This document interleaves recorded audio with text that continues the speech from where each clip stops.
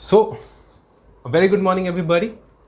My name is Madhusudan Mishra और बेटा आज हम CA फाइनल के RTP शुरू कर रहे हैं और इस लेक्चर के अंदर अपन आपकी case study number first complete कर चलेंगे, जो किसके ऊपर है बेटा? TCS के ऊपर है। CA इंटर वालों के लिए RTP कंप्लीट हो चुकी है और MCQs भी कंप्लीट हो चुके हैं और उनके लिए अमेंडमेंट्स भी कंप्लीट हो चुके हैं। CA फाइनल वालों के लिए बेटा अमेंडमेंट्स मैंने सारे डाल दिए हैं, तो CA इंटर के और CA फाइनल के अमेंडमेंट्स पूरी तरह से कंप्लीट हो चुके हैं। इंटर वालों की RTP MCQ भी हो गया, अपनी RTP बेटा अब चालू हो रही है। तो मैं कोशिश करूंगा कि अगले 2 से 3 दिन के अंदर बेटा आपकी पूरी RTP कंप्लीट कर लें हम, और उसके बाद फाइनली हम जो MCQs रहेंगे इंस्टीट्यूट के CA फाइनल वालों के लिए वो कवर कर चलेंगे। तो बेटा आज के लेक्चर के अंदर अपन चालू कर रहे हैं आपकी केस स्टडी फर्स्ट, जिसके अंदर आपके पास में बेटा 5 क्वेश्चन रहेंगे। केस स्टडी फर्स्ट जिसके अंदर बेटा आपके पास कितने क्वेश्चन रहेंगे? 5 क्वेश्चंस रहेंगे। ये केस स्टडी बेटा आपके TCS के ऊपर है, टैक्स कलेक्शन एट सोर्स। तो पहले मैं आपको बेटा TCS रिवाइज करूंगा पूरा। पहले अपन पूरा TCS रिवाइज करेंगे, जो मेन पोर्शन है इस केस स्टडी में काम आएगा बेटा वो TCS अपन रिवाइज करेंगे, उतना पोर्शन अपन रिवाइज करेंगे, उतना एक्सट्रैक्ट अपन रिवाइज करेंगे। और वो रिवाइज करने के बाद अपन कुछ एग्जांपल्स सॉल्व करेंगे, और कुछ एग्जांपल्स सॉल्व करने के बाद फिर मैं आपको डायरेक्ट क्वेश्चंस पे लेकर आऊंगा, क्योंकि केस स्टडी थोड़ी बड़ी है तो अपन को डिटेल में इसे समझना पड़ेगा। तो चलो बेटा चालू करते हैं। CA फाइनल के लिए, CA फाइनल के लिए बेटा RTP है ये आपकी, that is your revision test papers for November 2020। ठीक है, श्री गणेश करें बेटा? हाँ सर, श्री गणेश करो। ठीक है, this is your part number 1। इसके अंदर बेटा आपके पास में आ रही है केस स्टडी फर्स्ट। बोलो हाँ सर। हाँ, योर केस स्टडी फर्स्ट। ठीक है, तो केस स्टडी फर्स्ट यहां पर अपन डिस्कस करके चलेंगे। ये रहा बेटा केस स्टडी फर्स्ट। और केस स्टडी फर्स्ट जो है ये किसके ऊपर है? अभी मैंने आपको बताया TCS के ऊपर। किसके ऊपर है बेटा? TCS के ऊपर है। हाँ। और बेटा TCS के ऊपर ही जो केस स्टडी है इसके लिए आप सब जानते हैं बेटा सेक्शन कौन सा लगता है? सारे बच्चे कह रहे हैं सर यहाँ पर आपका सेक्शन लगेगा सेक्शन नंबर 52। हाँ, 51 नहीं, जो अच्छा 51 बोला वो गलत। 51 बेटा TDS का है। किसका है? TDS का। अभी अपन किसकी बात कर रहे हैं? Tax collection at source, TCS। और मेरे सारे बच्चे चिल्ला कर मेरे को बोल रहे हैं कि सर TCS ई कॉमर्स ऑपरेटर के ऊपर लगता है। सर TCS किसके ऊपर लगता है? ई कॉमर्स ऑपरेटर के ऊपर लगता है। तो बेटा आप सब बिल्कुल सही बोल रहे हो, बट बेटा इसके लिए मेरे को डिस्कस करना पड़ेगा इसका सब सेक्शन नंबर 1। मैं क्या बोलूँगा? सब सेक्शन नंबर 1, क्योंकि मेरे लिए ये केस जो स्टडी अपन डिस्कस करेंगे इसके अंदर सब सेक्शन नंबर 1 की रेलिवेंस है, बाकी सब सेक्शंस की रेलिवेंस नहीं है। रिटन की बात यहाँ पर नहीं हो रही है। तो बेटा अगर मैं सब सेक्शन नंबर 1 डिस्कस कर चलूंगा तो सब सेक्शन नंबर 1 क्या बोलता है बेटा? सब सेक्शन नंबर 1 बोलता है कि एवरी इलेक्ट्रॉनिक कॉमर्स ऑपरेटर, क्या बोला? हर इलेक्ट्रॉनिक कॉमर्स ऑपरेटर को, क्या बोला बेटा? एवरी इलेक्ट्रॉनिक कॉमर्स ऑपरेटर, यानी जितने भी इलेक्ट्रॉनिक कॉमर्स ऑपरेटर हैं उन सभी को every electronic commerce operator other than, क्या बोला मैंने? अदर देन 95 बेटा। हाँ, अदर देन 95। और 95 में कौन आता है? सारे बच्चे मेरे को बताएंगे। 95 में बेटा याद करो ओला, उबर, UC और आपका ओयो। क्या बोला? होटल अकोमोडेशन वाले तो ओयो को पकड़ेंगे, ओला और उबर ट्रांसपोर्टेशन ऑफ पैसेंजर वालों को पकड़ेंगे, और UC क्लैब अदर सर्विसेज वालों को पकड़ेंगे। तो बेटा उनको यहां से हटाना है, उनको यहां इंक्लूड नहीं करना है। वो 95 में कवर्ड हैं, उनके लिए अलग से प्रोविजन बनाया हुआ है। यहां किसकी बात हो रही है? Every electronic commerce operator. तो सर फिर कौन बचे? फिर बचे बेटा आपके अमेजॉन, स्विगी, ये सब बेटा इसमें आएंगे, फ्लिपकार्ट, मिंत्रा, है ना? तो जितने भी इलेक्ट्रॉनिक कॉमर्स ऑपरेटर बेटा वो यहां पर आएंगे। तो सर एक बार आप एग्जांपल देके समझाओगे? मैंने कहा हाँ बिल्कुल समझाएंगे सर, क्यों नहीं समझाएंगे। 1 मिनट के लिए बेटा मैं आपको समझाता हूं कि होता क्या है। होता ऐसा है बेटा कि देखो ये जो मॉडल है ना, मॉडल, उस मॉडल को थोड़ा सा डिस्कस करते हैं कि आखिर मॉडल क्या है, ई कॉमर्स ऑपरेटर का मॉडल कैसा होता है। बेटा ई कॉमर्स ऑपरेटर का मॉडल कुछ इस तरीके का होता है, जहां पर एक तरफ होता है बेटा कौन? सप्लायर। कौन होता है बेटा? सप्लायर, यानी बेटा नॉर्मल दुकानदार, बिल्कुल नॉर्मल दुकानदार, SUPPLIER। एक तरफ कौन होता है बेटा? सप्लायर, बिल्कुल नॉर्मल दुकानदार, जैसे आपकी गली मोहल्ले में दुकानदार होता है ना बेटा, बिल्कुल वैसा। बीच में होता है बेटा ई कॉमर्स ऑपरेटर, बीच में होता है बेटा ई कॉमर्स ऑपरेटर। और बेटा ये मिडलमैन का काम करता है, ये बात काम करता है मिडलमैन का। सर मतलब ये आपको सिर्फ और सिर्फ लिस्टिंग फैसिलिटी देता है, कि आप अपने प्रोडक्ट्स को, आप अपने गुड्स को, सामान को कहाँ लिस्ट कर सकते हो बेटा, इसकी वेबसाइट पे लिस्ट कर सकते हो। जैसे अमेजोन है बेटा, अमेजोन पे क्या करते हो आप बताओ मुझे। जैसे फॉर एग्जांपल बेटा मैं पेंटिंग बनाने का शौकीन हूँ, मुझे पेंटिंग्स बनाना पसंद है, तो बेटा मैं वॉल आर्ट कैटेगरी सेलेक्ट करूँगा और वॉल आर्ट कैटेगरी सेलेक्ट कर अमेजोन पे रजिस्टर करूँगा एज अ सेलर, और फिर मैं अपनी पेंटिंग्स वहाँ पर क्या करूँगा बेटा, लिस्ट करूँगा। फिर कस्टमर उस पेंटिंग को अमेजोन के ऊपर देखेगा और ऑर्डर देगा, और वो ऑर्डर अमेजोन किसको पास कर देगा बेटा, मेरे को पास कर देगा, और फिर मैं उस पेंटिंग को पैक कराकर उस एड्रेस के ऊपर उस कस्टमर को डिलीवर कर दूंगा। ये इस तरीके से काम करता है, ठीक है। तो दूसरी तरफ कौन होता है बेटा, कस्टमर, जिसने अमेजोन के थ्रू, अमेजोन से नहीं, अमेजोन के थ्रू गुड्स परचेज करा है। सर अमेजोन खुद का माल भी बेच सकता है क्या? हाँ, अमेजोन है ना बेटा, अमेजोन बेसिक्स, अगर आपने देखे हो तो अमेजोन बेसिक्स के बहुत सारे प्रोडक्ट आते हैं बेटा मोबाइल रिलेटेड, जैसे सेल्फी स्टिक, जैसे ट्राइपॉड। इलेक्ट्रॉनिक्स के अंदर अमेजोन बेसिक्स करके अमेजोन के खुद के प्रोडक्ट्स भी आते हैं। तो अमेजोन खुद का प्रोडक्ट तो बेच ही सकता है अपनी वेबसाइट से, दूसरे भी उसकी वेबसाइट से बेच सकते हैं। तो ऐसा नहीं है अमेजोन खुद का प्रोडक्ट नहीं बेच सकता बेटा, अमेजोन खुद का प्रोडक्ट भी बेच सकता है, ठीक है। हाँ सर, तो यहाँ पर सिर्फ और सिर्फ ये बेटा क्या देता है बेटा, लिस्टिंग फैसिलिटी देता है। कौन सी फैसिलिटी देता है बताओ सर? लिस्टिंग फैसिलिटी, ठीक है। हाँ, तो यहाँ पर आपको मिलती है बेटा लिस्टिंग फैसिलिटी। अच्छे बच्चे, हाँ सर। अब देखो सप्लायर क्या दे रहा है बेटा, सप्लायर यहाँ पर आपको गुड्स लिस्ट करेगा और सर सामने कस्टमर उसे बाय करेगा, कस्टमर बेटा पेमेंट करेगा, और वही पेमेंट आगे रीएम्बर्स होगा, हाँ कि ना? हाँ सर। तो बेटा ये सप्लायर इसको क्या कर रहा है, लिस्टिंग कर रहा है, अपने प्रोडक्ट्स की क्या कर रहा है, लिस्टिंग कर रहा है। समझ में आ रहा है? हाँ सर। और आगे ई कॉमर्स ऑपरेटर के थ्रू ऑर्डर होकर वो प्रोडक्ट क्या हो रहा है बेटा, सोल्ड हो रहा है। क्या हो रहा है? सोल्ड। बदले में क्या आ रहा है बेटा, पेमेंट, और उस पेमेंट का यहाँ पर क्या हो रहा है बेटा, रीएम्बर्समेंट। क्या हो रहा है? रीएम्बर्समेंट। और बेटा आप सब मन में अच्छे से ये बात जानते हैं कि ये रीएम्बर्समेंट पूरा नहीं होगा, अमेजोन अपनी फीस डिडक्ट करेगा, बिना फीस डिडक्ट करे वो पूरा का पूरा पैसा नहीं देगा, वो अपने चार्जेस, अपना कमीशन कहीं ना कहीं डिडक्ट करेगा। हाँ सर आप सही कह रहे हो, ये बात तो अमेजोन बैठा किस लिए बेटा, कमाने के लिए बैठा ना, तो वो भी कुछ ना कुछ तो वहाँ पर लेगा। अब अपने मुद्दे की बात क्या बेटा, ये तो अपने मॉडल समझा कि ई कॉमर्स ऑपरेटर का मॉडल कैसा होता है, लेकिन अपने मुद्दे की बात यह है कि सब सेक्शन 1, किसकी बात कर रहा हूँ मैं, sub section 1 of section number 52, sub section number 1 of section number 52 क्या बोलता है बेटा, ये बोलता है कि ई कॉमर्स ऑपरेटर के ऊपर एक ऑब्लिगेशन है, ई कॉमर्स ऑपरेटर के ऊपर एक लाइबिलिटी है, ई कॉमर्स ऑपरेटर के ऊपर एक जिम्मेदारी है। क्या जिम्मेदारी है दोस्त? उसने एक जिम्मेदारी डाली, और वो ये जिम्मेदारी डाली साहब कि ई कॉमर्स ऑपरेटर को डिडक्ट करना पड़ेगा।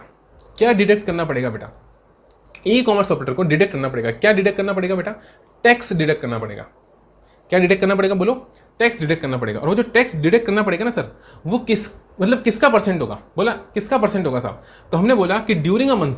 क्या बोला? During a month. फोकस करना, मेरे शब्दों पे ध्यान देना बेटा।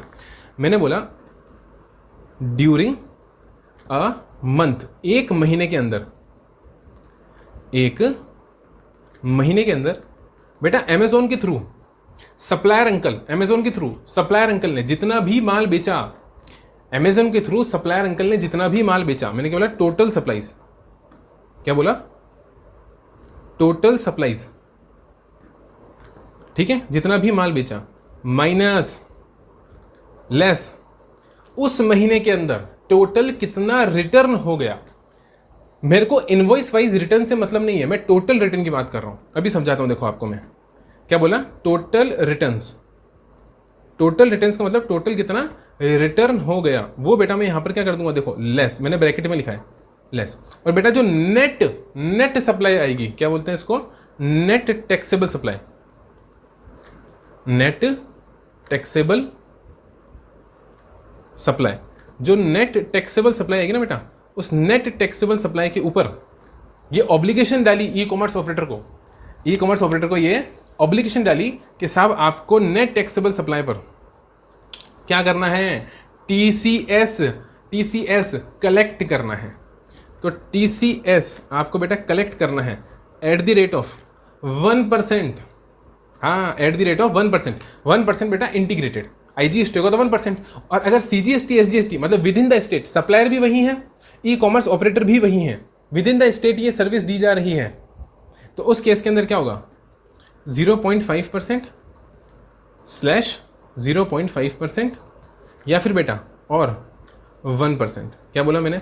अगर जो सप्लाई है वो सप्लाई बेटा इंटर स्टेट है तो 1% TCS कटेगा, और अगर वो सप्लाई इंट्रा स्टेट है तो 0.5 कटेगा, 0.5 CGST का, 0.5 SGST का। बोलो हाँ कि ना? और बेटा ये किस पे डिडक्ट होगा बताओ? ये डिडक्ट होगा इस पर, ए पर। यहाँ मैं ए लिख दूँ, हाँ सर यहाँ पर आप ए लिख दो, तो ये होगा बेटा ऑन ए, ऑन ए, इस ए पर, नेट पर, टोटल पे नहीं, नेट पर TCS डिडक्ट होगा। अब सर आपने एक बात बोली थी कि रिटर्न्स जो है बेटा वो इनवॉइस वाइज होना ज़रूरी नहीं है। मतलब कि ये कि अगर बेटा फॉर एग्जांपल मैंने 4th ऑफ अप्रैल को गुड्स परचेस किया। क्या परचेस किया बेटा? 10,000 रुपीज़ का गुड्स परचेस किया। किसके थ्रू बेटा? अमेजोन के थ्रू, मतलब ई कॉमर्स ऑपरेटर के थ्रू। और बेटा मैंने क्या करा, एक काम करो बेटा, आप डेट चेंज कर लो, 1 मिनट, ये डेट कर लो बेटा आप 30 अप्रैल। कोई दिक्कत है? नहीं सर कोई दिक्कत नहीं है। 30 अप्रैल को मैंने 10,000 का गुड्स परचेस करा, और बेटा मैंने इसे रिटर्न करा 4th ऑफ मई को। कब रिटर्न करा? 4th ऑफ मई को मैंने इसमें से 3,000 रुपीज़ का गुड्स क्या कर दिया बेटा? रिटर्न कर दिया। ये बेटा मैंने क्या कर दिया? बोलो, रिटर्न कर दिया। अब मेरी बात को सुनो, ई कॉमर्स ऑपरेटर क्या बोलेगा? Total supplies during a month of April is 10,000 less returns 0। अगर उससे पूछूंगा ना कि बेटा अप्रैल महीने की total supply, net taxable supply बताओ, नेट टैक्सेबल सप्लाई, तो वो बोलेगा बेटा टोटल सप्लाई थी 10,000, रिटर्न कितना था? रिटर्न कुछ भी नहीं था, रिटर्न इज इक्वल्स टू 0। क्यों सर? रिटर्न हुआ ना बेटा, वो मई में हुआ, बट सर वो बेचा तो अप्रैल में था ना। यही तो मैं बोल रहा हूँ, मेरे को इससे मतलब नहीं है कि बेचा कब। जब बेचा वो उस महीने में टोटल सप्लाई में चला जाएगा, और जब रिटर्न हुआ तो वो उस महीने के टोटल रिटर्न्स में चला जाएगा। अच्छा सर, इसका मतलब ये है कि जो ये अप्रैल है, ये अप्रैल महीने की टोटल सप्लाई में चला जाएगा, और ये जो रिटर्न है ये मई महीने की टोटल रिटर्न्स में चला जाएगा। मतलब इनवॉइस से लिंक होना जरूरी नहीं है कि जिस महीने में बिका उसी महीने में रिटर्न हो, बेटा जरूरी नहीं है। हो सकता है अगले महीने में रिटर्न हो, तो अगले महीने की टोटल रिटर्न्स के अंदर अपन उसको ले लेंगे। आई होप बेटा ये आपको अच्छे से समझ में आया होगा। इसलिए कंफ्यूज मत होना। बच्चा सोचेगा सर जिस महीने बिका उसी महीने के रिटर्न वहां माइनस होने चाहिए। नहीं, उस महीने का रिटर्न अगर अगले महीने में हो रहा है तो अगले महीने के टोटल रिटर्न्स के अंदर चला जाएगा। यानी जिस महीने सप्लाई हो रही है वो उस महीने में आएगी, और जिस महीने रिटर्न हो रहा है वो उस महीने में आएगा। ठीक है? हाँ सर ठीक है, समझ में आ गया? हाँ सर बेटा समझ में आ गया। यहाँ तक कोई दिक्कत? यहाँ तक कोई दिक्कत नहीं है सर। मैं इसे हटा दूँ? हाँ, इसे मैंने समझाने के लिए लिखा था, इसलिए मैं बेटा यहाँ से हटा देता हूँ। ये सिंपल सी बात थी समझने की कि आपस में लिंक नहीं है इनवॉइस वाइज कि साहब जिस महीने सेल हुई है उसी महीने उसका रिटर्न दिखाना जरूरी है। नहीं नहीं नहीं नहीं, ऐसा नहीं है। आगे चलो, तो मैंने क्या बोला? ए के ऊपर। तो बेटा ए के ऊपर ही आपका क्या बनेगा? ए के ऊपर ही आपका बन गया, क्या बन गया? TCS बन गया। सर इसका भी कलर आप ब्लैक कर दो। मैंने कहा ठीक है, इसका भी कलर हम ब्लैक कर देते हैं। बोलो बेटा ब्लैक हो गया? हाँ सर ब्लैक हो गया। अब मैं कहता हूँ बेटा कि ये जो TCS है, ये जो TCS बना बेटा 1% से या फिर 0.5% से, ये जो TCS बना, ये TCS कहाँ जाएगा? ये जाएगा कहाँ? तो बेटा मुझे बताओ ये पैसा किसका था? इधर आओ, ये देखो, ये पैसा था बेटा, ये पेमेंट था। कस्टमर ने किसको दिया था? ई कॉमर्स ऑपरेटर को दिया था। और ई कॉमर्स ऑपरेटर को क्या बोला था कि ये पैसा किसको दे देना? ये पैसा सप्लायर को दे देना, क्योंकि ये सप्लायर का है। मेरे को माल किसने बेचा है? मेरे को माल सप्लायर ने बेचा है। तो अगर मेरे को माल सप्लायर ने बेचा है तो पेमेंट भी सप्लायर को होगा। तो कस्टमर ने सप्लायर के बिहाफ पर ये पैसा किसको दे दिया? ई कॉमर्स ऑपरेटर को दे दिया। किसको दे दिया? ई कॉमर्स ऑपरेटर को दे दिया। और ई कॉमर्स ऑपरेटर को बोला कि तू आगे पास कर देना। ई कॉमर्स ऑपरेटर बोला मैं पास कर दूंगा। ई कॉमर्स ऑपरेटर ने क्या बोला? मैं पास कर दूंगा। लेकिन बीच में आ गई गवर्नमेंट, और गवर्नमेंट ने section number 52 sub section number 1 बना दिया और बोला रुक, पूरा पैसा मत दे। नहीं नहीं नहीं नहीं नहीं नहीं नहीं, नहीं पूरा पैसा नहीं देना। गवर्नमेंट ने उसका हाथ पकड़ लिया, पूरा पैसा नहीं देंगे, वापस आ वापस आ वापस आ, वापस ले लिया और बोला इसमें से काट। क्या काट? TCS काट। इसमें से क्या काट? इसमें से TCS काट। ओ अच्छा, और TCS काट कर क्या कर? उसी इंसान को दे दे। हम अपने पास नहीं रखेंगे। गवर्नमेंट ने बोला हम अपने पास TCS नहीं रखेंगे साहब, ये सप्लायर का पैसा है, ये सप्लायर को ही देंगे, लेकिन उसकी ई कैश लेजर में डाल देंगे। बिल्कुल इनकम टैक्स के जैसे बेटा, बिल्कुल इनकम टैक्स के जैसे। क्यों सर? पर्पस क्या है इसका? बेटा इसका पर्पस है कि ज्यादा से ज्यादा लोग रिटर्न भरें, ज्यादा से ज्यादा सप्लायर जो इलेक्ट्रॉनिक कॉमर्स ऑपरेटर के थ्रू डील करते हैं उनसे रिटर्न भरवाना चाहती है गवर्नमेंट। वो झक मार के रिटर्न भरेगा बेटा, झक मार के रिटर्न भरेगा। वो रिटर्न इसलिए भरेगा क्योंकि वो जानता है बेटा मेरा ई कैश लेजर भरा पड़ा है, जो पैसा मेरे को मिलना था वो ई कैश लेजर में डाल दिया, तो ई कैश लेजर का यूज करूंगा टैक्स पे करने के लिए, समझे? तभी तो उस पैसे का यूज हो पाएगा। सर बात तो सही है, बिल्कुल सही बात है। समझ में आई कि नहीं आई? हाँ, तो इसे बेटा कहाँ डाल देंगे? इसे डाल देंगे credited to such amount is credited, such amount is credited to, such amount is credited to e-cash ledger, e-cash ledger of, such amount is credited to e-cash ledger of supplier, e-cash ledger of supplier, supplier की e-cash ledger में से credit कर दिया जाएगा। बोलो समझा कि नहीं समझा? सर बिल्कुल समझा और अच्छे से समझा। आई हो बेटा, कोई दिक्कत नहीं है इसमें? हाँ सर, इसमें कोई दिक्कत नहीं है। तो बेटा मैं इसे बॉक्स में डाल दूँ? हाँ सर, आप इसे बॉक्स में डाल दो। और सर बॉक्स का कलर चेंज कर दूँ? आपकी इच्छा। कौन सा कलर लूँ बेटा बताओ? सर ब्लू कलर लो। ठीक है बेटा, ये मैंने इसे चेंज कर दिया। हाँ कि ना? हाँ। यहाँ तक कोई दिक्कत है तो मेरा बच्चा मेरे को बताएगा। मैंने क्या बोला? सिंपल सी बात बोली बेटा, ई कॉमर्स ऑपरेटर अंकल को टीसीएस डिडक्ट करना है नेट टैक्सेबल सप्लाईज पर, और ये टीसीएस बेटा गवर्नमेंट को जमा करा देना है।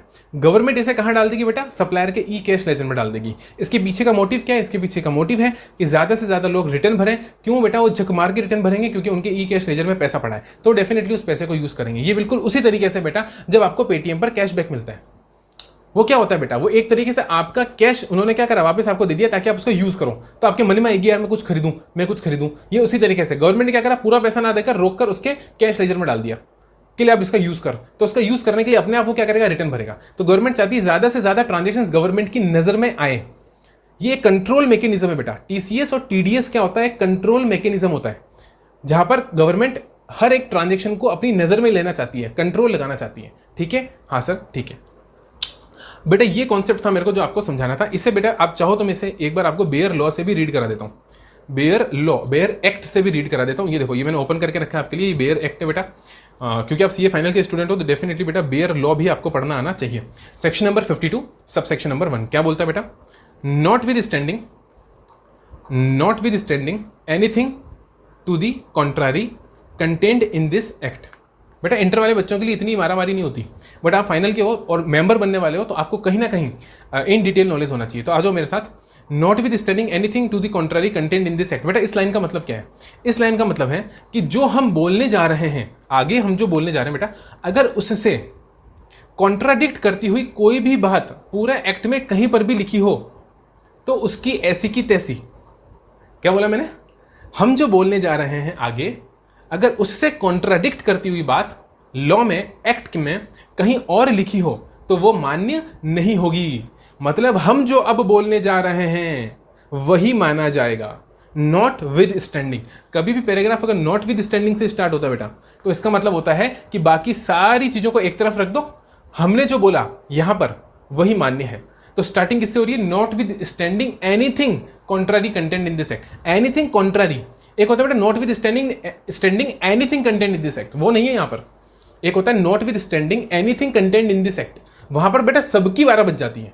यहां पर सबकी 12 नहीं बजेगी, यहां पर सिर्फ उसकी 12 बजेगी जो इस बोली हुई बात को कॉन्ट्राडिक्ट करने वाली बात होगी। तो उस बात को ना मानकर इस बात को मानना है। सिंपल सी बात ये है। एवरी इलेक्ट्रॉनिक कॉमर्स ऑपरेटर, जैसे हम आगे ऑपरेटर बोलेंगे, नॉट बीइंग एन एजेंट, बेटा एजेंट नहीं होना चाहिए, एजेंट ना चलेगा यहां पर। Shall collect an amount calculated at such rate not exceeding 1% as may be notified. और गवर्नमेंट ने कितना नोटिफाई करा बेटा? गवर्नमेंट ने नोटिफाई करा 1%, as may be notified by the government. और वो हमेशा बेटा गवर्नमेंट खुद काम कुछ भी नहीं करती, गवर्नमेंट सारा का सारा काम किसके रिकमेंडेशन पर करती है? On the recommendation of the council of the, देखो बेटा इंपॉर्टेंट ये है, ऑफ दी 1% किसका? नेट यानी रिटर्न माइनस करने के बाद net value of taxable supplies made through it, उसके थ्रू, किसके थ्रू? ई कॉमर्स ऑपरेटर के थ्रू। तो ई कॉमर्स ऑपरेटर के थ्रू जितना भी माल सप्लाई हुआ उसका नेट के ऊपर 1% डिडक्ट करना है। क्या करना है बेटा? डिडक्ट करना है। बोलो हाँ कि ना?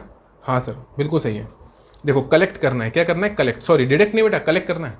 हाँ होगा तो डिडक्ट ही करेंगे, तो माइनस ही, लेकिन कलेक्ट करके खुद रख लेंगे अपने पास में। हाँ कि ना? हाँ। बाय अदर सप्लायर्स मतलब खुद का नहीं काटना, खुद का टीसीएस मत काट लेना। क्या बोला कि अगर खुद बेच रहे हो, खुद की वेबसाइट है, खुद बेच रहे हो, क्या बोला, जैसे एमएम है बेटा, अब एमएम के लिए आप कहाँ जाते हो, madhusudanmishra.in, ये मेरी वेबसाइट है। अब इस वेबसाइट पे अगर मैं आपको कोई भी पेन ड्राइव, कोई भी बुक सोल्ड कर रहा हूं, तो बेटा मेरी वेबसाइट है, मैं ही सोल्ड कर रहा हूं, टीसीएस काटने की जरूरत नहीं है। लेकिन बेटा अगर कोई दूसरा फैकल्टी या कोई दूसरा टीचर मेरी वेबसाइट पे गुड्स बेचेगा, बुक्स बेचेगा, पेन ड्राइव बेचेगा, तो बेटा मेरे को उसको पेमेंट करने से पहले, अगर पेमेंट मेरे थ्रू रूट हो रहा है, क्या बोला, पेमेंट मेरे थ्रू रूट हो रहा है, मतलब कस्टमर मुझे दे रहा है और मैं सप्लायर को दे रहा हूं, तो उस केस में मुझे टीसीएस डिडक्ट करना पड़ेगा। समझ में आया? हाँ सर, और वही लिखा हुआ है, where the consideration with respect to such supply is collected by the operator. बेटा डायरेक्ट नहीं, मेरे थ्रू रूट होगा तब। तो आई होप बेटा आपको ये आराम से जो सेक्शन सब सेक्शन 1 है समझ में आया होगा। अब इसके अंदर बेटा एक एक्सप्लेनेशन ऐड कराया, और वो एक्सप्लेनेशन क्या है कि for the purpose of this subsection, इस सबसेक्शन को समझने के लिए जो एक्सप्रेशन है बेटा net value of taxable supplies, उसका मतलब क्या है? उसका मतलब है बेटा aggregate value of taxable supplies, यानी total total total total total other than 95। देखो अदर देन 95, बेटा 95 की बात यहां पर नहीं होगी, 95 की बात यहां पर नहीं होगी, ये अपने नोट्स में अपन ने ऑलरेडी इनकॉर्पोरेट कर लिया। Other than 95 made during any month, month month month month month month, यानी मंथली बात हो रही है। बात कैसे हो रही है बच्चा? बात मंथली हो रही है। By all registered persons through the operator reduced by, क्या बोला बेटा, यहां से पढ़ो, aggregate values reduced by, aggregate values reduced by, और फिर नेट आएगा by the aggregate value of taxable supplies returned to the supply, reduced by the aggregate value of supplies returned, मतलब total supply minus total returns. क्या formula बना बेटा? इस paragraph से अगर अपन फॉर्मूला बनाएंगे तो फॉर्मूला क्या बनेगा? Total supplies minus total returns. आई हो बेटा क्रिस्टल क्लियर तरीके से बात आपको अब समझ में आई होगी। और बेटा ड्यूरिंग द मंथ, देखो बार बार बोल रहे हैं ड्यूरिंग द सेड मंथ, जिस मंथ में सप्लाई हुई उसी मंथ की रिटर्न्स उसमें से लेस करना। भले ही उस प्रोडक्ट की रिटर्न अगले महीने में हो रही हो, उससे मतलब नहीं है। अगले महीने में हो रही है तो अगले महीने में जाएगी, अगले महीने की रिटर्न्स में जाएगी, इस महीने की रिटर्न्स ही यहां पर लेस करनी है। तो अपन ने बोला ना कि महीने के आखिरी दिनों में कोई माल बिका, जैसे 29 अप्रैल को, 30 अप्रैल को कोई माल बिका, तो बेटा वो अगले महीने में रिटर्न होगा, तो अगले महीने में जाएगा ना, जाने तो कोई दिक्कत नहीं। अपन को तो सिर्फ अप्रैल महीने की रिटर्न से मतलब है, और अप्रैल महीने में हो सकता है कि मार्च महीने की रिटर्न हो तो चलेगा ना, मार्च महीने की रिटर्न अप्रैल में आ रही होगी तो चलेगा, कोई दिक्कत की बात नहीं है। जिस महीने में टोटल सप्लाईज है उसी महीने में से उस महीने में जो रिटर्न आ रहा है वो अपन को लेस करना है, टोटल रिटर्न लेस करना है। ये फॉर्मूला बेटा आपके दिमाग में उतर गया होगा, इतनी बार मैंने इसे बोलकर आपको रिवाइज करा दिया। अब आते हैं फाइनली बेटा हम किसके ऊपर? आपकी आरटीपी के ऊपर, यानी आपके केस स्टडी के ऊपर। और ये केस स्टडी बेटा अब अपन in detail in depth manner में डिस्कस करेंगे बेटा। 12 बजा देंगे इस केस स्टडी की, इतने शानदार तरीके से अपन पढ़कर इसे चलेंगे। चलो बेटा शुरुआत करते हैं। Star cart limited owns and operates a web portal in the name of star cart. बेटा एक कंपनी है, लिमिटेड कंपनी है, मतलब पब्लिक कंपनी है, वो स्टार कार्ट के नाम से एक वेब पोर्टल चलाती है and is registered with the jurisdictional GST authorities in Delhi. बेटा इसका मतलब यह है कि दिल्ली में रजिस्टर्ड है, सीधी सी बात है, दिल्ली में रजिस्टर्ड है as an e commerce operator. तो रजिस्टर्ड तो है, बट रजिस्टर्ड कैसे है? रजिस्टर्ड है as an e commerce operator, ठीक है, हाँ sir, and is liable to collect TCS under section number 52, और उसे टीसीएस कलेक्ट करना लायबल है। लायबल का मतलब क्या होता है? मैंने बोला ना बेटा, रेस्पॉन्सिबिलिटी लायबिलिटी दे दी गवर्नमेंट ने उसको कि 52 के अंदर आपको टीसीएस कलेक्ट करना पड़ेगा। Star cart provide listing service, मैंने बोला था बेटा लिस्टिंग सर्विस। अमेजोन आपको क्या देता है? लिस्टिंग सर्विस देता है टू वेरियस सेलर्स, बहुत सारे सेलर्स को, क्या बोला, बहुत सारे सेलर्स को क्या दी जाती है? लिस्टिंग फैसिलिटी दी जाती है, लिस्टिंग सर्विस दी जाती है for selling the goods to ultimate customers. क्या आप बेटा स्टार कार्ट के ऊपर गुड्स लिस्ट कर कर बहुत सारे कस्टमर्स को वो माल बेच सकते हो। बिसाइड्स दिस, इसके अलावा Star Cart also sells its own products through the same web portal. मैंने कहा ना बेटा अमेजोन अपना माल भी तो बेच सकता है, तो उसी तरीके से स्टार कार्ट भी अपने खुद का गुड्स भी सोल्ड कर सकता है। बोलो यहां तक कोई दिक्कत नहीं सर? बेटा इतने से कि अगर मैं समरी कर दूं तो इसका मतलब यह है कि स्टार कार्ट नाम का पोर्टल है जो जीएसटी में रजिस्टर्ड है दिल्ली के अंदर। कहां पर? दिल्ली के अंदर, as an e commerce operator. Section 52 में सब सेक्शन 1 उसको क्या काटना जरूरी है? टीसीएस कलेक्ट करना जरूरी है, टीसीएस कलेक्ट करना जरूरी है। वो लिस्टिंग सर्विस देता है और खुद भी माल बेचता है, यानी दूसरे भी उसके थ्रू माल बेचते हैं, जिसको थर्ड पार्टी बोलेंगे, थर्ड पार्टी।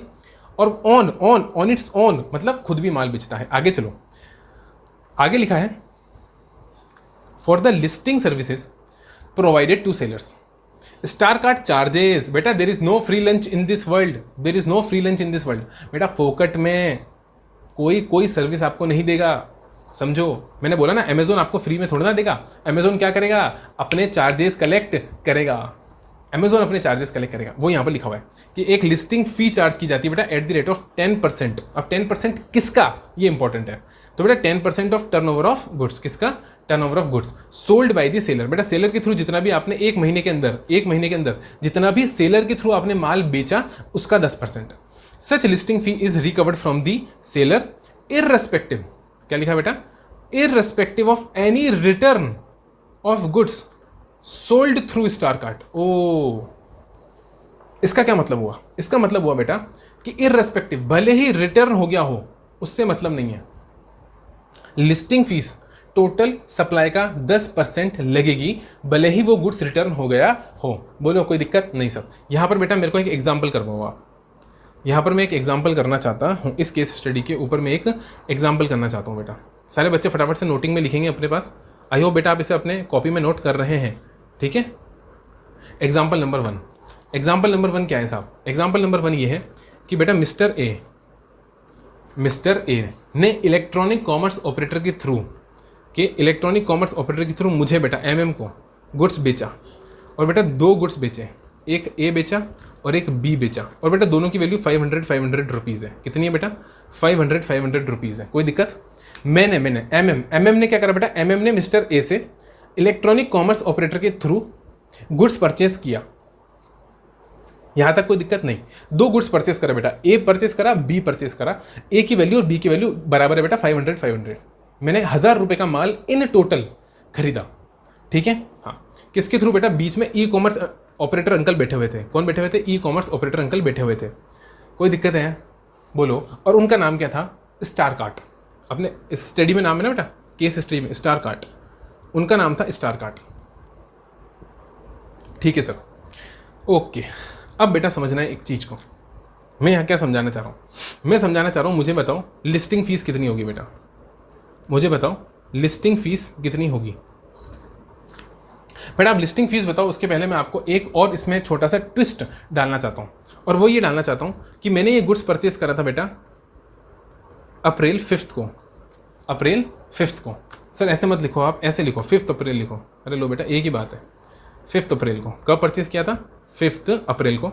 और बेटा मैंने 10 अप्रैल को, 10 अप्रैल को, सर स्पेलिंग गलत है, आ जाओ बेटा सही कर देते हैं अब, ठीक है। हाँ, 10 अप्रैल को बेटा मैंने प्रोडक्ट B रिटर्न कर दिया। ओ, returned product B, product B मैंने जो 500 रुपीज़ का था बेटा, वो क्या कर दिया, बोलो, रिटर्न कर दिया। कोई दिक्कत नहीं सर।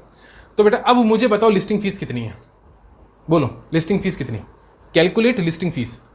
क्वेश्चन क्या है बेटा आपका, ये तो मैंने आपको क्वेश्चन का डेटा दे दिया, अब मैं आपको क्या दे रहा हूँ, रिक्वायरमेंट। क्वेश्चन की रिक्वायरमेंट क्या है बेटा, calculate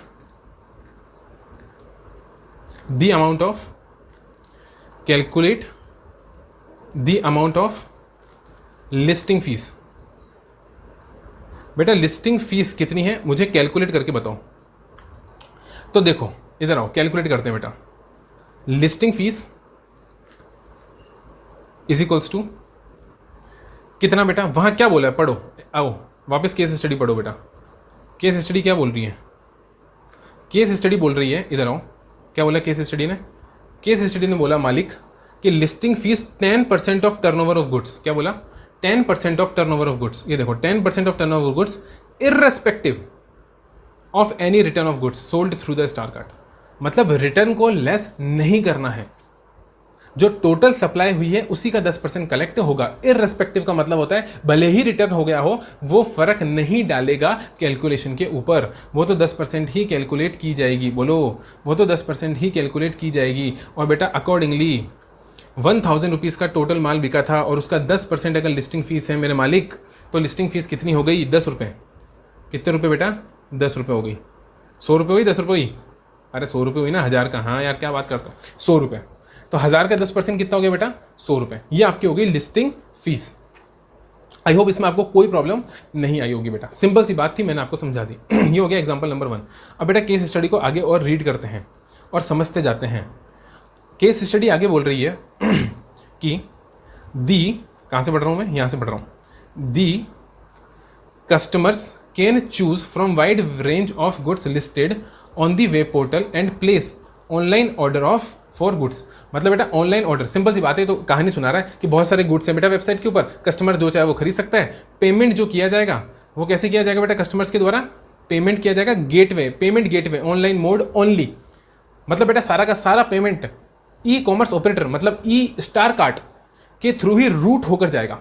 star cart online mode only का मतलब होता है ऑनलाइन मोड से ही कलेक्ट करेगा और ऑनलाइन मोड से कलेक्ट कर कर अपने सप्लायर्स को देगा। बोलो समझ में आया कि नहीं आया? समझ में आ गई बात। At the time of monthly settlement, ओ इसका मतलब बेटा सेटलमेंट मंथली होगा, हर महीने सेटलमेंट होगा। हर महीने में जितना भी माल बेचूंगा महीना खत्म होने पर उसका सेटलमेंट होगा और सारा जितना भी पैसा बनेगा वो स्टार कार्ट मेरे को रिटर्न कर देगा, रिएम्बर्स कर देगा। Star Cart makes the payment to the sellers after adjusting the tax collection at source at the applicable rate. बेटा ये बहुत इंपॉर्टेंट लाइन है कि महीने के एंड में जब सेटलमेंट होगा तो सेटलमेंट में टीसीएस वो डिडक्ट कर लेगा। तो मैं पूछता हूं बेटा कितनी चीजें डिडक्ट कर लेगा? एक तो वो अपना खुद का पैसा डिडक्ट करेगा जो सर्विस उसने आपको दी, जिसको आप प्यार से बोल रहे हो लिस्टिंग फीस, हाँ सर ठीक है।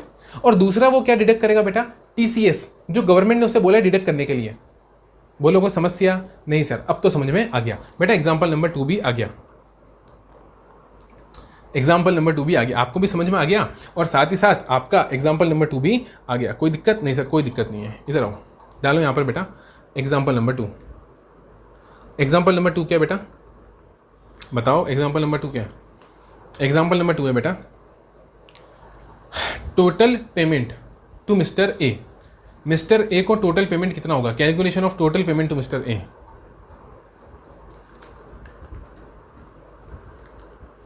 कैलकुलेशन ऑफ टोटल पेमेंट, क्या बोला मैंने? Calculation of total payment to mister A. अपने एग्जाम्पल में बेटा जो ऊपर एग्जाम्पल था उसी को यहाँ पर मैं कंटिन्यू कर रहा हूँ। कोई दिक्कत नहीं सर, कोई दिक्कत नहीं है। चलो टोटल पेमेंट मिस्टर ए को कितना मिलेगा? तो बेटा इसका मतलब टोटल सेल्स कितनी थी, पहले ये तो देखो कि पैसा कितना था बेटा। तो मैं देखूंगा बेटा टोटल सेल्स। टोटल सेल्स आप सब जानते हो बेटा 2 प्रोडक्ट की थी, ए प्लस बी, और ये टोटल अमाउंट कितना बना था बेटा? 1000 रुपये। हाँ बिल्कुल सही है, कोई दिक्कत नहीं सर, कोई दिक्कत नहीं है। उसके बाद बेटा इसमें से मैंने रिटर्न कर दिया था, तो जो रिटर्न कर दिया था बेटा उसका पैसा थोड़ा ना मिस्टर ए को मिलेगा, वो माल तो बिका ही नहीं, वापस आ गया, तो माइनस कर देंगे बेटा रिटर्न्स। और उसी महीने में रिटर्न हो गई थी बेटा, मैंने आपको बताया था। तो फॉर एग्जाम्पल बेटा 500 रुपीज़ की हमारे केस में रिटर्न हो गई थी, तो 500 बेटा मैं क्या कर दूंगा लेस। तो बेटा नेट अमाउंट या मैं कहूँगा नेट सेल्स कितनी है बेटा? 500 रुपीज़ की है, कोई दिक्कत नहीं। तो बेटा क्या पूरा 500 रुपये दे दे? बोलो पूरा 500 रुपये मिस्टर ए को दे दे? नहीं साहब, आप सब चिल्ला चिल्ला कर बोल रहे हो, क्या बोल रहे हो कि अरे सर टीसीएस तो डिडक्ट कर लो। सर टीसीएस, केवल टीसीएस? ना ना ना ना ना ना ना, लिस्टिंग फीस। लिस्टिंग फीस बेटा वो भी तो कमाएगा, वो भी तो कुछ खाएगा। स्टार कार्ट को भी अपनी वेबसाइट चलानी है, वेब पोर्टल चलाना है, वेब पोर्टल चलाने का बड़ा खर्चा आता है। होस्टिंग खरीदनी पड़ती है, डोमेन नेम खरीदना पड़ता है, वेब डेवलपर रखना पड़ता है जो वेबसाइट बनाता है, तो उसका भी खर्चा आता है। तो उसको भी बेटा कमाई करनी है। कॉमन सेंस लगा के चलोगे तो क्वेश्चन आराम से सॉल्व हो जाएगा, केस स्टडी समझ में आ जाएगी अगर आपको प्रैक्टिकल सिनेरियो समझ में आ गया, सीक्वेंस समझ में आ गया। हाँ सर बात तो सही है। तो बेटा 500 रुपये पूरे नहीं देंगे, क्या डिडक्ट करेंगे इसमें से? बोलो क्या डिडक्ट करेंगे बेटा? इसमें से डिडक्ट करेंगे लिस्टिंग फीस, इसमें से डिडक्ट करेंगे लिस्टिंग फीस, और लिस्टिंग फीस होगी बेटा एट द रेट ऑफ 10%, यानी कि और 10% किसका? ग्रॉस का, नेट का नहीं, ग्रॉस का। समझाया था ना मैंने, एग्जाम्पल नंबर 1 समझा था अपन ने। एग्जाम्पल नंबर 1 में क्या समझा था? यही तो समझा था, 1000 का 10%, 100 रुपये बेटा। तो 100 रुपये क्या हो गई आपकी? लिस्टिंग फीस हो गई। कोई दिक्कत नहीं सर, कोई दिक्कत नहीं। और इसके बाद बेटा क्या डिडक्ट होगा मेरे प्यारे बच्चे? टीसीएस। टीसीएस डिडक्ट होगा बेटा एट द रेट ऑफ 1%, और 1% किसका? नेट का। वेरी गुड, सारे बच्चों ने सही जवाब दिया साहब। टीसीएस नेट का डिडक्ट होगा। नेट बोले तो 500, net supplies during a month, net taxable supplies during a month 1%। तो बेटा ये कितना हो गया 1%? 5 रुपये। ये हो गया बेटा 5 रुपये। कोई दिक्कत है क्या? बोलो अरे नहीं सर कोई दिक्कत नहीं है। तो बेटा टोटल पेमेंट अब बताओ कितना होगा? 100 माइनस हो जाएगा तो 400, 395। बिल्कुल सही जवाब, 395 ही मिलकर चलेंगे किसको? बोलो 395 ही मिलकर चलेंगे किसको? मिस्टर ए को। यहाँ तक कोई दिक्कत है क्या? नहीं सर कोई दिक्कत नहीं है। अब कंटिन्यू करते हैं बेटा किस पर? अपने केस स्टडी पर आगे बढ़ते हैं बेटा। कहाँ तक पढ़ लिया था अपन ने? यहाँ तक पढ़ लिया था साहब कि टीसीएस डिडक्ट करना पड़ेगा एप्लीकेबल रेट पर। और एप्लीकेबल रेट क्या थी बेटा? अपन ने सेक्शन रिवाइज करते वक्त देखा था स्टार्टिंग के अंदर 1% नोटिफाइड रेट है, 0.5 और 0.5। आगे बोल रहा है बेटा कि the invoice for goods sold on star cart is issued by the supplier is issued by the seller in the name of customers and tax is charged on the basis of location of seller and customer। Sir इसका मतलब क्या है? सारे बच्चे मेरे को बताएंगे बेटा इसका मतलब क्या है? ये बोल रहा है सर, क्या बोल रहा है कि माल डायरेक्ट सेलर बेचेगा कस्टमर को, टैक्स इनवॉइस सेलर अपने नाम से इशू करेगा। बेटा सारे बच्चे मेरे को बताएंगे, सारे बच्चे मेरे को चिल्ला चिल्ला कर बताएंगे साहब कि जब आप अमेजोन से गुड्स खरीदते हो, जब आप अमेजोन से सामान खरीदते हो बेटा, तो जो इनवॉइस आता है उस पर अमेजोन का ऊपर नाम तो लिखा रहता है, लेकिन ढंग से पढ़ना, वो टैक्स इनवॉइस होता है सप्लायर का। ऊपर टैग तो अमेजोन का लगा रहता है क्योंकि अमेजोन के सिस्टम से निकलता है, लेकिन वो होता किसका इनवॉइस है? सप्लायर का। उस पर जीएसटी नंबर किसका होता है? सप्लायर का। उस पर टैक्स कौन लगाता है? सप्लायर लगाता है। यानी टैक्स कलेक्ट कौन कर रहा है बेटा? सप्लायर कर रहा है। अमेजोन अपने नाम से इनवॉइस इशू नहीं कर रहा, सप्लायर अपने नाम से कर रहा है। यानी सप्लायर ही डायरेक्ट माल बेच रहा है। समझा? ये यहां पर लिखा है the goods are shipped directly by the seller to the customer and there is no responsibility of shipping of the goods और star card for third party sellers. भाई स्टार कार्ड कहता है साहब कि दूसरे लोग जो माल बेचेंगे उसके लिए डिलीवरी की रेस्पॉन्सिबिलिटी हमारी नहीं है। मतलब सप्लायर को ही डिलीवर करना पड़ेगा कस्टमर को डायरेक्टली, और हम जो खुद बेचेंगे उसके लिए बेटा खुद रेस्पॉन्सिबल। सवारी अपने सामान के लिए खुद जिम्मेवार है, सीधी सी बात है। तो स्टार कार्ड खुद माल बेच रहा है तो उसकी जिम्मेदारी पहुंचाने की, और कोई थर्ड पार्टी बेच रहा है तो उसकी जिम्मेदारी पहुंचाने की। स्टार कार्ड जिम्मेदारी नहीं लेगा। ये अमेजोन फुलफिल्ड सामान नहीं है, ये अमेजोन फुलफिल्ड सामान नहीं है। हाँ सर ठीक है, समझ में आ गई बात। In case of return of goods by the customer the shipping is arranged by star card. अच्छा, रीपिकअप फैसिलिटी देगा स्टार कार्ड, आपको रीपिकअप फैसिलिटी देगा। मतलब कि जो प्रोडक्ट बी एमएम ने रिटर्न कर दिया था, जो प्रोडक्ट बी एमएम ने रिटर्न कर दिया था बेटा, वो प्रोडक्ट घर जाकर एमएम के लेकर और सप्लायर तक पहुंचाने की जिम्मेदारी किसकी है? स्टार कार्ड की। एमएम से लेगा, सप्लायर को देगा। कौन? Star card. यानी रिटर्न के टाइम जो डिलीवरी की रेस्पॉन्सिबिलिटी लेगा बेटा वो स्टार कार्ड लेगा। लेकिन बेटा फ्री में लेगा क्या?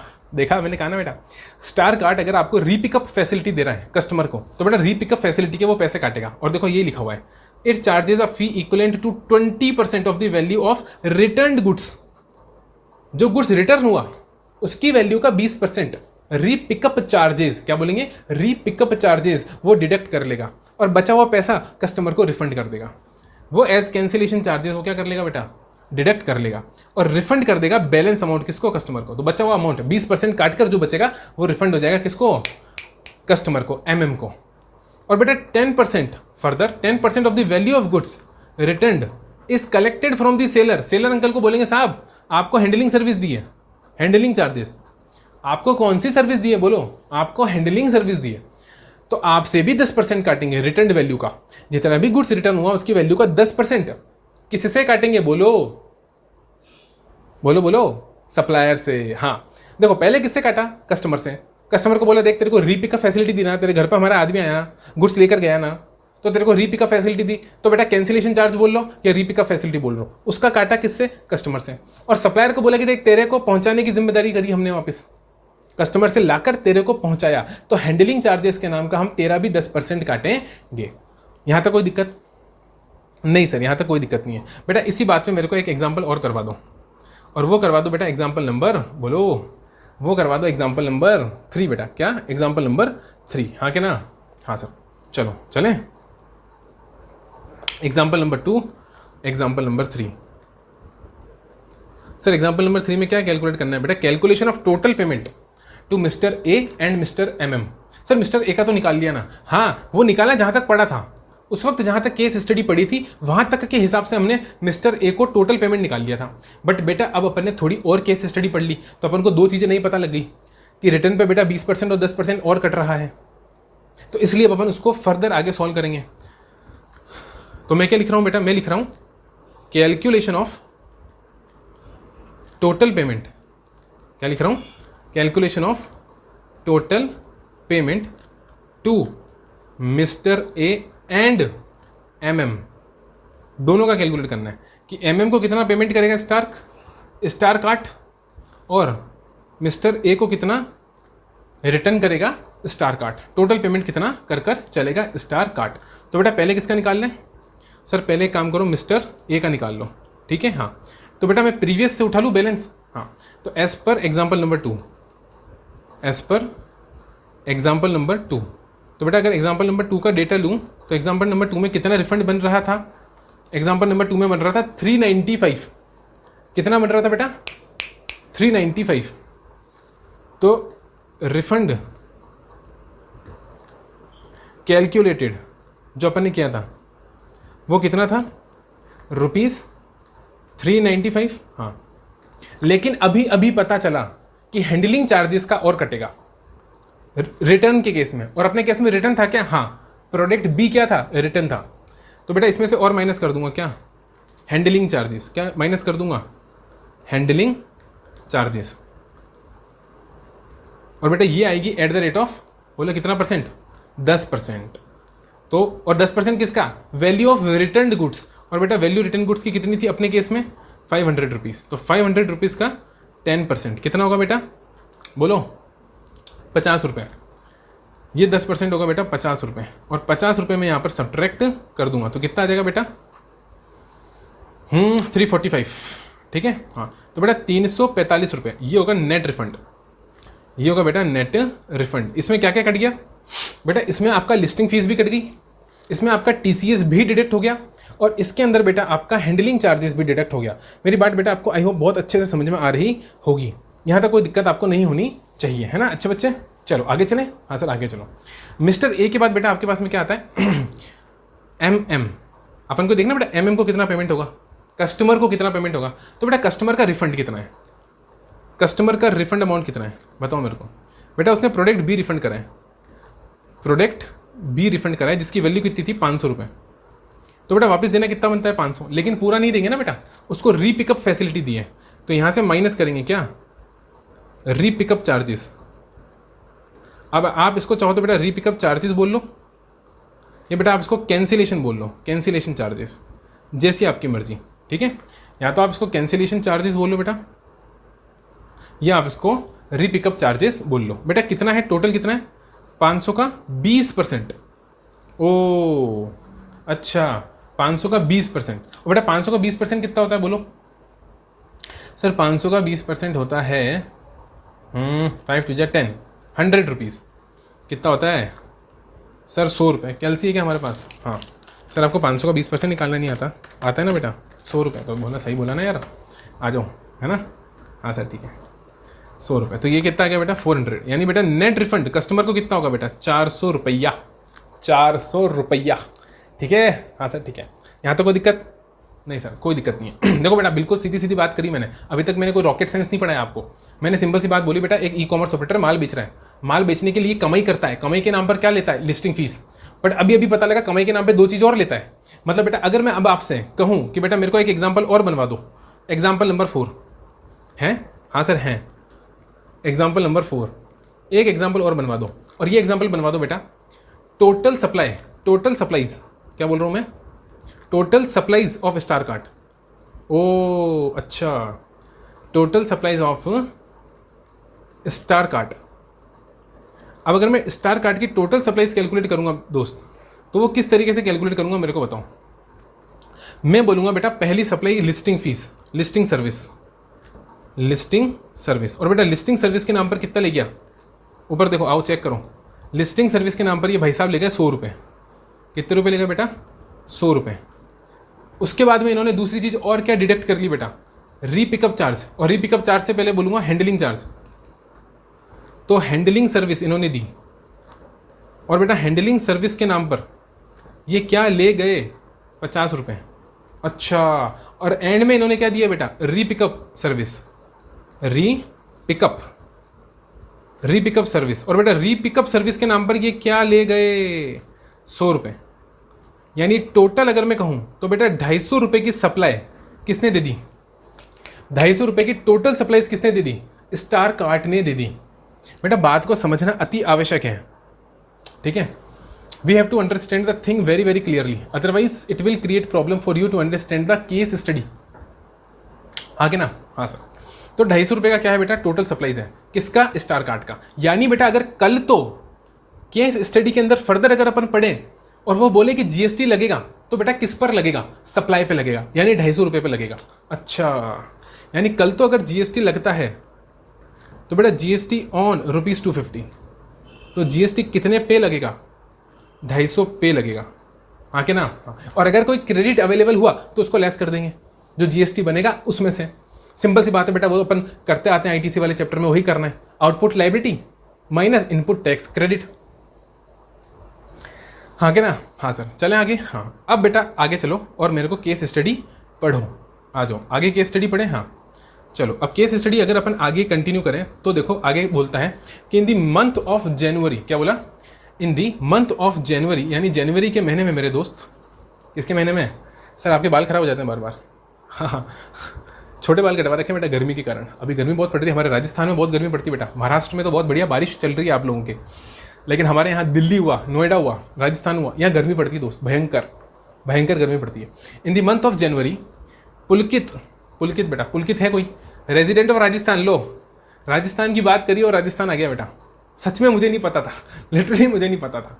सो एक कोइंसिडेंस से बात करी मैंने कि साहब बाल खराब हो जाते हैं, बाल छोटे कटवा रखे हैं तो बार बार आगे आ जाते हैं, क्योंकि राजस्थान में गर्मी होती है, तो गर्मी के कारण मैं छोटे बाल कटवा लेता हूँ। अब यहाँ लिखा हुआ राजस्थान है, सिर्फ कोइंसिडेंस था, ठीक है। ये मत समझना साहब कि मैंने जानबूझ के कोई ऐसा एग्जाम्पल यहाँ पर इलस्ट्रेट करा। In the month of January, Pulkit a resident of Rajasthan, तो दोस्त राजस्थान का रेजिडेंट है, purchased following goods from star cart. ओ अच्छा, मतलब ये फॉलोइंग गुड्स उसने स्टार कार्ट से खरीदा। यानी बेटा मैं ये बोल सकता हूँ कि पुलकित अपने वाले एग्जाम्पल में एमए में बोल सकता हूँ। हाँ सर बोल सकते हो। क्या बोल रहा है? ए, पहली चीज उसने क्या खरीदा बेटा? लैपटॉप खरीदा हैविंग अ वैल्यू ऑफ 50,000, और प्रिंटर खरीदा हैविंग अ वैल्यू ऑफ 10,000। 50,000 का लैपटॉप। मेरे साथ साथ याद कर लो बेटा, क्वेश्चन पढ़ने के साथ ही याद हो जाना चाहिए, बार बार क्वेश्चन में जाके देखने का टाइम वेस्ट नहीं होना चाहिए। एग्जाम में क्वेश्चन पढ़ो तो ऐसा पढ़ो कि उसका डेटा आपके ब्रेन में फीड हो जाए, तो बार बार आपको क्वेश्चन देखने में टाइम वेस्ट नहीं करना पड़ेगा। क्योंकि बेटा जो एडवांस्ड मैनेजमेंट अकाउंटिंग पेपर है आपका, उसमें क्वेश्चन बहुत बड़ा आता है और उसमें बहुत सारा डेटा आता है। इवन मैं तो कहूँगा जीएसटी का जो आईटीसी चैप्टर है, वहां पर बेटा बहुत बड़ी केस स्टडी आएगी और वो आपको कहेगा कि आउटपुट लायबिलिटी टोटल निकाल के दिखाओ, या फिर टोटल निकाल के दिखाओ कि ई कैश लेजर से कितना पे करना है, और बहुत सारी सर्विसेज और बहुत सारे गुड्स वो आपको दे देगा। तो सबकी आउटपुट लायबिलिटी निकालनी पड़ेगी, सबका क्रेडिट लेजर निकालना पड़ेगा, और फिर नेट निकालना पड़ेगा। उसमें आरसीएम की सप्लाई भी होगी। आरसीएम की सप्लाई आप किससे पे कर सकते हो? सिर्फ कैश से पे कर सकते हो, उसके लिए आईटीसी का यूज नहीं कर सकते। समझ में आ रही है मेरी बात? हाँ सर बात तो समझ में आ रही है। इसलिए डेटा को याद हाथों हाथ करते चलो, कोशिश करो, मैं नहीं कह रहा हूँ करना ही है, क्वेश्चन तो अपन देख ही लेंगे, बट स्टिल एक कोशिश होनी चाहिए साहब कि मैं अमाउंट कहीं ना कहीं अपने दिमाग में सेट कर लूँ, ठीक है। तो लैपटॉप के लिए मैंने क्या बोला बेटा? 50,000, प्रिंटर कितने के लिए? 10,000। Both the products are sold by Infocom Limited. देखा, ये सप्लायर है, ये मिस्टर ए है। अपने एग्जाम्पल मिस्टर ए जो है वो इन्फोकॉम लिमिटेड है, और पुलकित जो है वो मिस्टर एमएम है।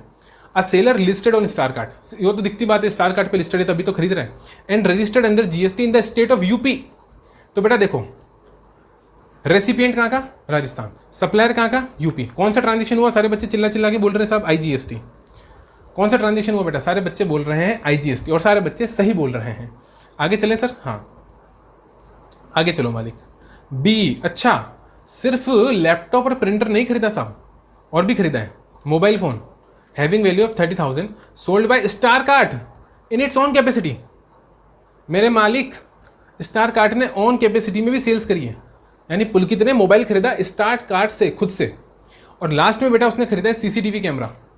बोलो, लास्ट में उसने क्या खरीदा? सीसीटीवी कैमरा सिस्टम, यानी सीसीटीवी सिस्टम खरीदा बेटा 1,00,000 रुपए का। सर इतना महंगा आता है क्या? हाँ बेटा आता तो महंगा है, ये सिस्टम महंगा आता है बेटा। 2 या 3 कैमरे भी अगर आप लगवाओगे तो 20,000 तो मान के चलो, क्योंकि इसमें बेटा वो डीवीआर करके एक डिवाइस होती है, वो भी लगती है, शायद डीसीआर डीवीआर बोलते हैं, वो रिकॉर्डिंग करती है, तो वो भी सब उसमें लगता है, तो महंगा तो पड़ता है। और केबलिंग इसकी बहुत अच्छी क्वालिटी की होती है, तो वो उसका भी पैसा लगता है। और ये किससे खरीदा बेटा? सिक्योर वर्ल्ड से। किससे खरीदा? Secure world, listed on star card, अरे वो तो पता है हमको भी। और ये गुजरात में रजिस्टर्ड है, तो देखो ये का ऑन कैपेसिटी, यानी ये दिल्ली में रजिस्टर्ड था, तो बेटा ये भी आईजीएसटी हो गया, दिल्ली टू राजस्थान, और ये हो गया बेटा गुजरात, गुजरात टू राजस्थान, तो ये भी आईजीएसटी हो गया। तो इन टोटल निकलेगा तो आईजीएसटी। ये तो समझ में आ गया बेटा। आगे पढ़े? हाँ सर आगे पढ़ो। पहले बताओ कितना कितना माल खरीदा और कितना कितना माल बेचा तो क्या? सबसे पहले क्या खरीदा? लैपटॉप 50,000 का, प्रिंटर 10,000 का, मोबाइल फ़ोन 30,000 का, देखो मेरे को तो याद हो गया। और क्या खरीदा बेटा? सीसीटीवी कैमरा सिस्टम 1,00,000 का, ठीक है। हाँ वो खरीदा इन्फोकॉम से, मोबाइल खरीदा खुद स्टार कार्ड से, और सीसीटीवी सिस्टम खरीदा सर किससे? सिक्योर वर्ल्ड से। किससे? सिक्योर वर्ल्ड से, ठीक है सर, याद हो गया, क्वेश्चन याद हो गया। There is no input tax credit balance as on January 1 for star card, Infochem and secure world. इसका मतलब ये हुआ मेरे भाई कि कोई किसी प्रकार का बैलेंस नहीं है, ओपनिंग बैलेंस नहीं है। किसका? इनपुट टैक्स क्रेडिट का। इधर आओ, इनपुट टैक्स क्रेडिट का कोई ओपनिंग बैलेंस नहीं है। अच्छा 1 जनवरी को, यानी आईटीसी कितना है? 0 GST is applicable in the aforesaid case scenarios. अच्छा बेटा, all transactions are exclusive of GST, मतलब ऊपर जो भी अमाउंट दे रखा है ना, 30,000 का, 1,00,000 का, 50,000 का, 10,000 का, उसमें जीएसटी इन्वॉल्व्ड नहीं है। और जीएसटी का रेट कितना दे रखा बेटा? 9 और 18। तो मेरे केस में तो बेटा हमेशा क्या एप्लीकेबल होगा? 18। तो बेटा इसके अंदर ये क्या बोल रहा है? इसके अंदर ये बोल रहा है कि basis the aforesaid case scenario, मतलब बेटा ऊपर जो केस सिनेरियो अपन पढ़कर आए हैं उसके बेसिस पर please answer the following questions. Please answer the following questions. बेटा इसको बोलते हैं केस बेस सिनेरियो। एक पूरा केस आपको बना कर दिया, केस स्टडी बना कर दी, और उस केस स्टडी के बेसिस पर अब आपसे एमसीक्यूज पूछे जाएंगे। तो जो इतने टाइम से इंस्टीट्यूट नहीं बोल रहा था कि एक होता है बेटा थियोरिटिकल एमसीक्यूज या स्ट्रेट अवे एमसीक्यू, मैं उसको बोल सकता हूँ थियोरिटिकल एमसीक्यू या स्ट्रेट अवे एमसीक्यू। बेटा उस केस के अंदर क्या होता है कि एक ही छोटा सा क्वेश्चन बनेगा और उसी से 4 ऑप्शन आपके पास आ जाएंगे। वो एक इंटीग्रेटेड केस स्टडी नहीं होगी। और जहां पर केस बेस्ड एमसीक्यूज आएंगे वहां पर एक केस बेस आपको दे रखा होगा। तो कहीं ना कहीं इंस्टीट्यूट उसी राह पर चल रहा है, और यहां पर बेटा आपके लिए नवंबर 2020 में उसने केस बेस्ड एमसीक्यूज इशू कर दिए हैं। ठीक है सर? हाँ, अपन को क्या मतलब, अपन तो सॉल्व कर लेंगे साहब, केस बेस दे दो। मैं तो कहता हूँ 4-4 पेज के केस बना दो, हमको डरेंगे क्या साहब? हमारा अगर कॉन्सेप्ट क्लियर है तो हम 4 पेज का हो, 5 पेज का हो, 3 पेज का हो, 2 पेज का हो, कितने भी पेज का हो सब, कितना ही बड़ा केस लो बना लो आप, कितना ही बड़ा केस स्टडी बना लो, केस सिनेरियो बना लो, किसी भी नाम से दे दो, हमारा बच्चा जीएसटी के क्वेश्चन सॉल्व कर लेगा, उसको कोई दिक्कत नहीं आएगी साहब क्योंकि जीएसटी के अंदर उसका कॉन्सेप्ट क्लियर है। और हम बैठे हैं ना साहब, कोई चीज़ समझ में नहीं आएगी तो हम समझाएंगे। आ जाओ। क्या बोला मैंने बोला कि the net tax liability including amount payable as tax collection at source and after set off of credits if any of Star Card Limited for the month of January is, क्या बोला? for the month of January is। मेरी बात को समझे कि नहीं समझे? Sir मैं बोल रहा हूँ, क्वेश्चन क्या पूछ रहा है? इधर आओ। ये क्वेश्चन नंबर 1 था सर, क्वेश्चन नंबर 1 था, हाँ ये रहा ना क्वेश्चन नंबर 1, ये रहा क्वेश्चन नंबर 1। दिख रहा है कि नहीं दिख रहा है साहब? दिख रहा है। ये क्वेश्चन नंबर 1 है बेटा आपका, और मैंने अभी जो रीड करा वो क्वेश्चन नंबर 1 ही रीड करा आपके लिए। क्या रीड करा मैंने? कि नेट टैक्स लायबिलिटी निकालो। क्या निकालो बेटा? Net tax liability. नेट मतलब लेस आईटीसी करने के बाद। नेट का मतलब ही क्या होता है? Total liability minus input tax credit, तो क्या निकल कर आता है? Net tax liability. हाँ ठीक है। Including amount payable as tax collection at source, मतलब आपकी net tax liability plus TCS of Stark Limited for the month of January, of Stark Limited for the month of January. समझे कि नहीं समझे? समझे सर, बिल्कुल समझे। ठीक है, तो बेटा क्या कैलकुलेट करना है? फटाफट से कॉपी में आ जाओ, क्वेश्चन नंबर 1 अभी कैलकुलेट करवा देते हैं। क्या कैलकुलेट करना है? स्टार्क लिमिटेड की नेट टैक्स लायबिलिटी और टीसीएस कैलकुलेट करना है और कंबाइन करके बताना है कि नेट टैक्स लायबिलिटी कितनी थी और टीसीएस कितना था। कर देंगे क्या सर? अरे क्यों नहीं करेंगे साहब, बिल्कुल करेंगे। करने के लिए तो बैठे हैं यहाँ पर, है ना, सॉल्व करने के लिए तो आए हैं। क्वेश्चन नंबर 1 बहुत आराम से सॉल्व होगा बेटा, कोई दिक्कत नहीं आएगी। ठीक है सर, क्वेश्चन नंबर 1 बीच सेंटर में डालो। हाँ लो बेटा, यहाँ डाल लो। एग्जाम में भी ऐसे करना आप, मैं तो ऐसे करके आता था, यहाँ लिखता था, सेंटर में डालता था क्वेश्चन नंबर हमेशा। क्वेश्चन नंबर बेटा हमेशा मैं सेंटर में डालता था, और चाहो तो 1 लगाओ, चाहो तो 2 लगाओ। ठीक है, क्वेश्चन नंबर 1। अब सुनो मेरी बात को। आउटपुट लायबिलिटी क्या कैलकुलेट करनी है बेटा? Output liability of star card, of star card. अब बेटा स्टार काट के अगर मैं आउटपुट लायबिलिटी क्या करूँगा, कैलकुलेट करूँगा, तो उसके लिए मुझे पता होना चाहिए ना कि इसने कौन कौन सी सप्लाई करी, क्योंकि जो जो सप्लाई करी उसी पे तो क्या लगा होगा, जीएसटी लगा होगा। तो बेटा मेरे को याद आ रहा है सबसे पहले इसने कैमरा मोबाइल फ़ोन बेचा था बेटा, याद करो, हाँ मोबाइल फ़ोन बेचा था, और मोबाइल फ़ोन की वैल्यू कितनी थी बेटा 30,000। तो 30,000 का तो मोबाइल फ़ोन इसने बेचा, तो पहली सप्लाई तो इसकी हो गई। और दूसरी बेटा इसने लिस्टिंग सप्लाई करी ना, लिस्टिंग सर्विस, याद करो याद करो याद करो। दूसरी इसने क्या दी बेटा, लिस्टिंग सर्विस क्या दी, लिस्टिंग सर्विस, लिस्टिंग सर्विस, ठीक है सर। और बेटा लिस्टिंग सर्विस इसने कितने की दी, तो उसके लिए अपन बनाएंगे वर्किंग नोट लिस्टिंग सर्विस के लिए अपन बनाएंगे वर्किंग नोट नंबर 1। कोई दिक्कत नहीं सर, थोड़ी सी जगह छोड़ दूँ हाँ सर जगह छोड़ दो, यहाँ बना लो वर्किंग नोट। तो बेटा थोड़ी जगह छोड़कर मैं यहाँ नीचे वर्किंग नोट नंबर 1 बना लेता हूँ, कोई दिक्कत नहीं। और यहाँ के लिखूँगा बेटा कैलकुलेशन ऑफ लिस्टिंग सर्विस, मतलब लिस्टिंग सर्विस टोटल कितने की दी। अरे साहब क्या हो गया, कैलकुलेशन ऑफ लिस्टिंग सर्विसेज। तो बेटा लिस्टिंग सर्विसेज यहाँ पर कितने की दी है वो अपन फटाफट से कैलकुलेट कर लेते हैं, कोई दिक्कत नहीं सर। तो बेटा सबसे पहले इसने लिस्टिंग सर्विस किसको दी बोलो, सर वो इन्फोकॉम को, इन्फोकॉम। तो इन्फोकॉम को इसने कितनी दी बेटा, इन्फोकॉम को इसने 2 चीज़ें दी। एक तो दिया बेटा कि भाई 1 लाख का उसने क्या बेचा था, लैपटॉप, और बेटा सॉरी 10,000 लैपटॉप नहीं, लैपटॉप 50,000 का था। कितने का था, मैंने कहा ना याद रखना पड़ेगा दोस्त आपको, 50,000 का लैपटॉप था और 10,000 का क्या था आपके पास, प्रिंटर। तो टोटल हो गया 60,000। तो 60,000 की लिस्टिंग मतलब टोटल सप्लाईज किसके ऊपर थी बेटा, इन्फोकॉम के ऊपर। तो बेटा इसकी लिस्टिंग कितनी होगी, क्योंकि 10% अपनी लिस्टिंग फीस है ना, तो इसका 10% हो जाएगा। तो 60,000 का मतलब टोटल का 10%, ये बोल सकता हूँ मैं, हाँ सर। तो 60,000 का 10%, हाँ सर। और 60,000 का 10% कितना होगा मेरे मालिक, बोलो, वो होगा 600 रुपीज़। गलत बोल रहा हूँ क्या, नहीं सर, देख लें, हाँ सर देख लो। 60,000 का 10% that is 6,000 rupees, that is 6,000 rupees. और उसके बाद बेटा आ रही है आपके पास में secure world, SECUREWORLD, secure world. और सिक्योर वर्ल्ड ने बेटा कैमरा सिस्टम बेचा था 1 लाख का। तो 1 लाख का 10% दैट विल बी और 10,000, 1 लाख का 10% दैट विल बी और 10,000। तो बेटा 2 चीज़ें निकल कर आ गई, A और B। तो बेटा टोटल लिस्टिंग सर्विस कितनी की हो गई, बोलो टोटल लिस्टिंग सर्विस कितनी हो गई बेटा, 16,000। क्या सही होगी गलत हूँ सर, बिल्कुल सही, बिल्कुल सही बात कर रहे हो आप, कोई गलत बात नहीं कर रहे हैं। आई होप बेटा आपको समझ में आ गया। क्या बोला मैंने, उसने बोला ना 10% लिस्टिंग फीस लेगा, तो 10% टोटल का लेगा ना बेटा, टोटल का 10%। तो टोटल का 10% दे दिया अपन ने, ये टोटल का 10% और ये टोटल का 10%।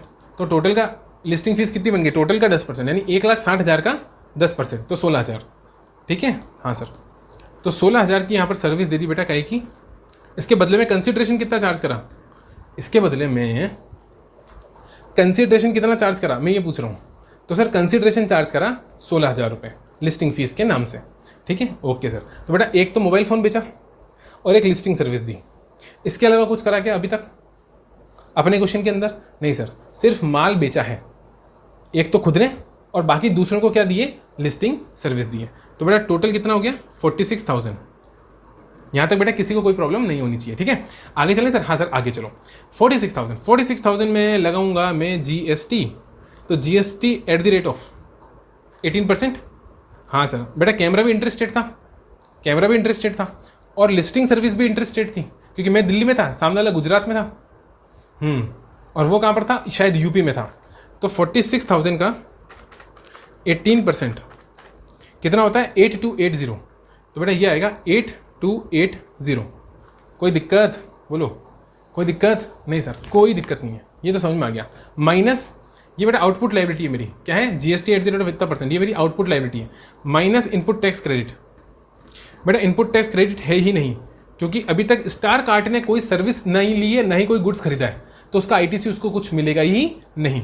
तो ये बेटा नेट लायबिलिटी कितनी हो जाएगी, 8280। ये हो गई मेरी नेट लायबिलिटी। कोई दिक्कत नहीं सर, कोई दिक्कत नहीं है। और बेटा नेट लायबिलिटी में मेरे को TCS भी जोड़ के बताना है, हाँ, TCS भी जोड़ के बताना है। और TCS किस पे लगता है? नेट पे। बेटा अभी तक कोई रिटर्न की बात की गई है क्या? कोई रिटर्न की बात नहीं है। तो जब रिटर्न की बात नहीं है तो टोटल सप्लाईज अपन ने निकाली थी कितनी? बोलो। 1,60,000, 1,60,000 और 1,60,000 का 1%।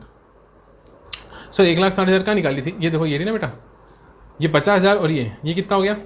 10,000, 60,000 और ये 1,00,000, तो 1,60,000 जिसका अपन ने निकाला था 10%, तो वो आया था 16,000। बट अपन को कितना चाहिए? अभी सिर्फ 1% ही चाहिए। 1,60,000 का बेटा 1% कैलकुलेट करेंगे तो कितना आएगा? 1,600। कितना आएगा? 1,600। तो बेटा 1,600 अगर मैं ऐड कर दूंगा 8280 के अंदर तो कितना आएगा? 9,880, 9,880। बेटा ये बनेगा आपका टोटल लायबिलिटी प्लस TCS। ये बनेगा आपका टोटल लायबिलिटी, बोलो, इंक्लूडिंग TCS, इंक्लूडिंग TCS। कोई दिक्कत नहीं सर? बेटा ऑप्शन देखें, कोई ऑप्शन ऐसा है क्या? 9,880 नाम का IGST, किसका? IGST का, क्योंकि इंटरेस्ट रेट था बेटा। 8280 नहीं बेटा, ये तो केवल क्या है? टैक्स का अमाउंट है। 5,400, 35 और 9,880। बेटा मेरे को दिखाई दे रहा है आपका ऑप्शन नंबर कौन सा? डी। तो फर्स्ट का ऑप्शन नंबर डी करेक्ट है, IGST 9,880। ठीक है, कोई दिक्कत नहीं सर? आराम से सॉल्व कर लिया ना, देखो MCQ, कोई दिक्कत नहीं है बेटा, बिल्कुल आराम से ऐसे ही अपन चलते चलेंगे, है ना। आप मेरा साथ दो, मैं आपके साथ हूं। चलो क्वेश्चन नंबर 2। क्वेश्चन नंबर 2 क्या बोल रहा है बेटा? The net tax liability after set of credits if any. मतलब ये कि बेटा नेट टैक्स लाइबिलिटी निकालनी है, और अगर कोई क्रेडिट हो, क्रेडिट बोले तो ITC। क्रेडिट का मतलब क्या होता है बेटा? ITC, इनपुट टैक्स क्रेडिट अगर हो तो लाइबिलिटी में से माइनस कर देना। बोले बताने की जरूरत नहीं थी, क्योंकि बेटा नेट लिख दिया। और नेट का मतलब ही क्या होता है? नेट का मतलब ही होता है लेस करने के बाद, gross liability minus input tax credit will be your net liability of any Infocom limited and secure world for the month of जनवरी। अच्छा, अब समझ में आई बात। बेटा यहाँ पर इन्फोकॉम लिमिटेड और सिक्योर वर्ल्ड की बात हो रही है। पहले हमने लाइबिलिटी किसकी कैलकुलेट करी थी? स्टार कार्ड की। सर इसलिए उसमें अपन ने क्या जोड़ा? TCS, क्योंकि स्टार कार्ड TCS काटेगा। इन्फोकॉम और सिक्योर वर्ल्ड को TCS से लेना देना ही नहीं है, क्योंकि इनका तो कटेगा।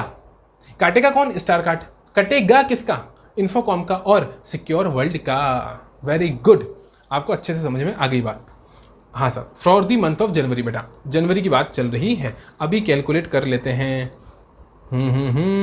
कोई दिक्कत नहीं सर, बिल्कुल सिंपल है। अगला क्वेश्चन आ रहा है बेटा, क्वेश्चन नंबर 2। कौन सा आ रहा है बोलो? क्वेश्चन नंबर 2 आ रहा है, ये रहा क्वेश्चन नंबर 2। ठीक है, हाँ सर ठीक है। सबसे पहले किसकी कैलकुलेट करें? इन्फोकॉम की कर लेते हैं बेटा। ठीक है, तो इन्फोकॉम लिख दूँ तो कौन से पेन से लिखूँ? इससे लिखो सर, इन्फोकॉम। तो इन्फोकॉम की बात यहाँ पर चल रही है। बेटा आपको एग्जाम में ब्लैक पेन से ही लिखना होता है, आप कलर्स का इस्तेमाल नहीं कर सकते, बट मैं कर सकता हूँ, इसलिए मैं कलर्स का इस्तेमाल कर चलूँगा। आ जाओ, रंग बिरंगा होना चाहिए दोस्त, मज़ा तो रंग बिरंगा ही आता है ना। कलर्स के थ्रू पढ़ाई करते हैं तो मज़ा आता है ना, हाईलाइट वगैरह सब करते हैं अपन। इन्फोकॉम। ठीक है, इन्फोकॉम की लाइबिलिटी निकालनी है। देखो मैं कॉमन सेंस लगाता हूँ, रटने की जरूरत है क्या साहब? कहाँ से क्वेश्चन चालू करूँ? बच्चा कंफ्यूज हो जाता है। बच्चा कहता है बेटा क्वेश्चन कहाँ से चालू करूँ, उसको ये समझ में नहीं आता। तो बेटा क्वेश्चन की रिक्वायरमेंट को समझो, और फिर ये देखो वो रिक्वायरमेंट मेरे को लाने के लिए आखिर सबसे पहले क्या चाहिए। मेरी रिक्वायरमेंट क्या है? मेरी रिक्वायरमेंट है इन्फोकॉम की नेट टैक्स लाइबिलिटी। तो बेटा सबसे पहले मेरे को क्या चाहिए होगा? Gross liability. और ग्रॉस लाइबिलिटी कहाँ से आएगी? जब मेरे पास में सप्लाई होगी। भाई इन्फोकॉम ने कितनी सप्लाई करी, उसी के ऊपर तो GST लगेगा। तो इन्फोकॉम की सप्लाई निकाल लो, सप्लाई पे GST लगा दो, आगी लाइबिलिटी। बस बेटा, तो सप्लाईज देख लो। इन्फोकॉम ने क्या बेचा बेटा? सबसे पहले लैपटॉप। तो मैं क्या लिखूंगा? Supply of laptop. बेटा लैपटॉप कितने का था? एक सेकेंड, ब्रैकेट में लिखने की क्या जरूरत है। लैपटॉप था बेटा 50,000 का। उसके बाद बेटा क्या था? सप्लाई ऑफ प्रिंटर कितना था बेटा? 10,000। Supply of printer 10,000।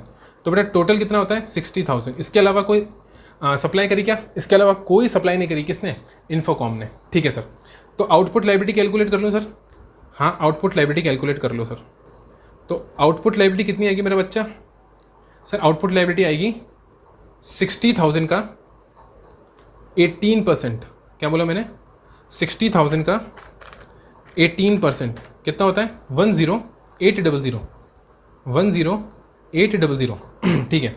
इसमें से क्या लेस करूँगा बेटा, क्रेडिट लेस करूँगा, इनपुट टैक्स क्रेडिट। अब सारे बच्चे यहाँ रुकेंगे और सोचेंगे कि साहब क्या इसके पास में कोई क्रेडिट है क्या, बोलो है क्या बेटा, बिल्कुल है ना। लिस्टिंग फीस पे करी ना, तो वो इनपुट सर्विस थी और इनपुट सर्विस पे टैक्स पे करा, तो उसका क्रेडिट मिलेगा ना। भाई इन्फोकॉम ने स्टार कार्ट को क्या पे करा था, लिस्टिंग फीस, तो बेटा उस लिस्टिंग फीस पे जीएसटी भी तो पे करा था।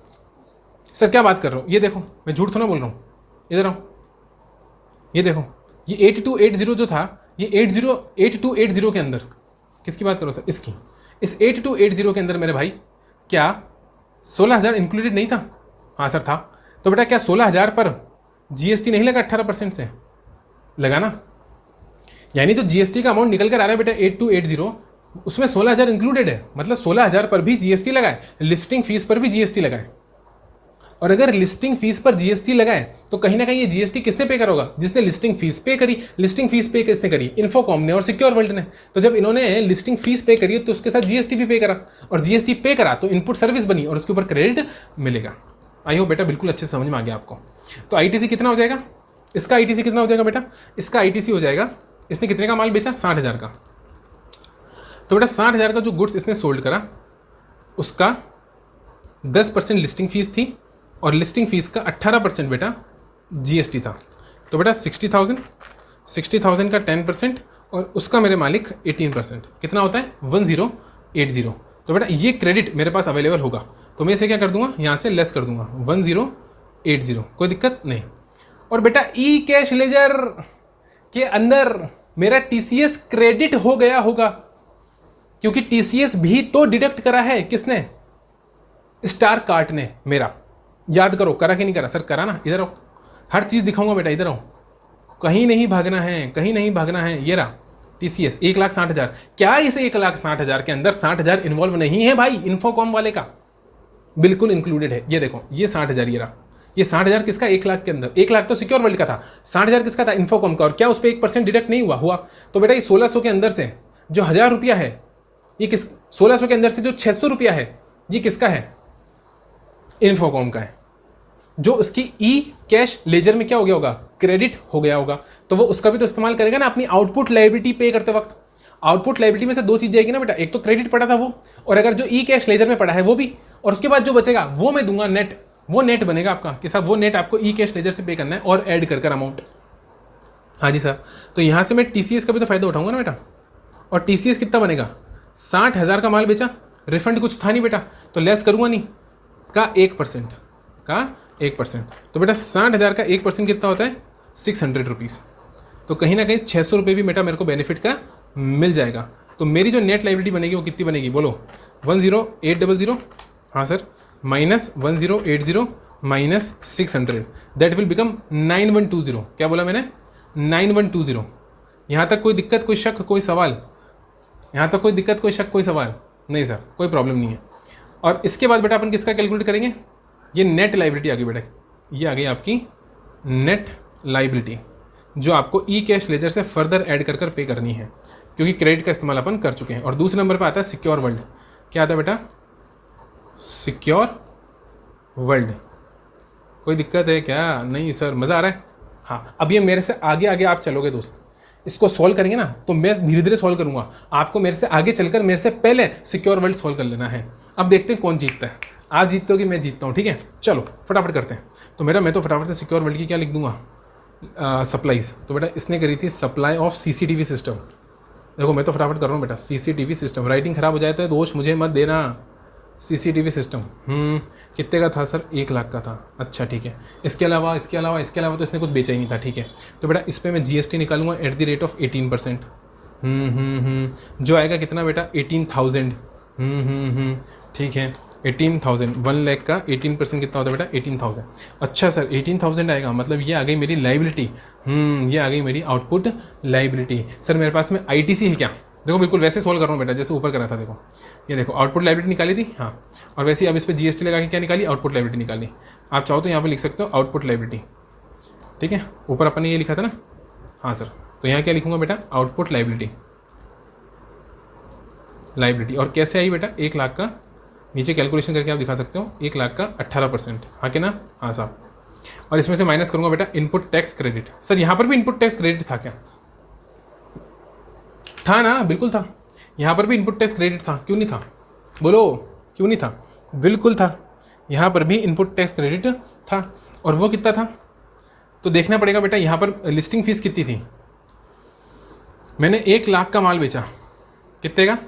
1 लाख का माल। बेटा जो मैंने 1 लाख का माल बेचा, उस 1 लाख के माल के ऊपर 10% लिस्टिंग फीस थी, और उस 10% लिस्टिंग फीस, सॉरी हाँ 10% लिस्टिंग फीस के ऊपर 18% जीएसटी था।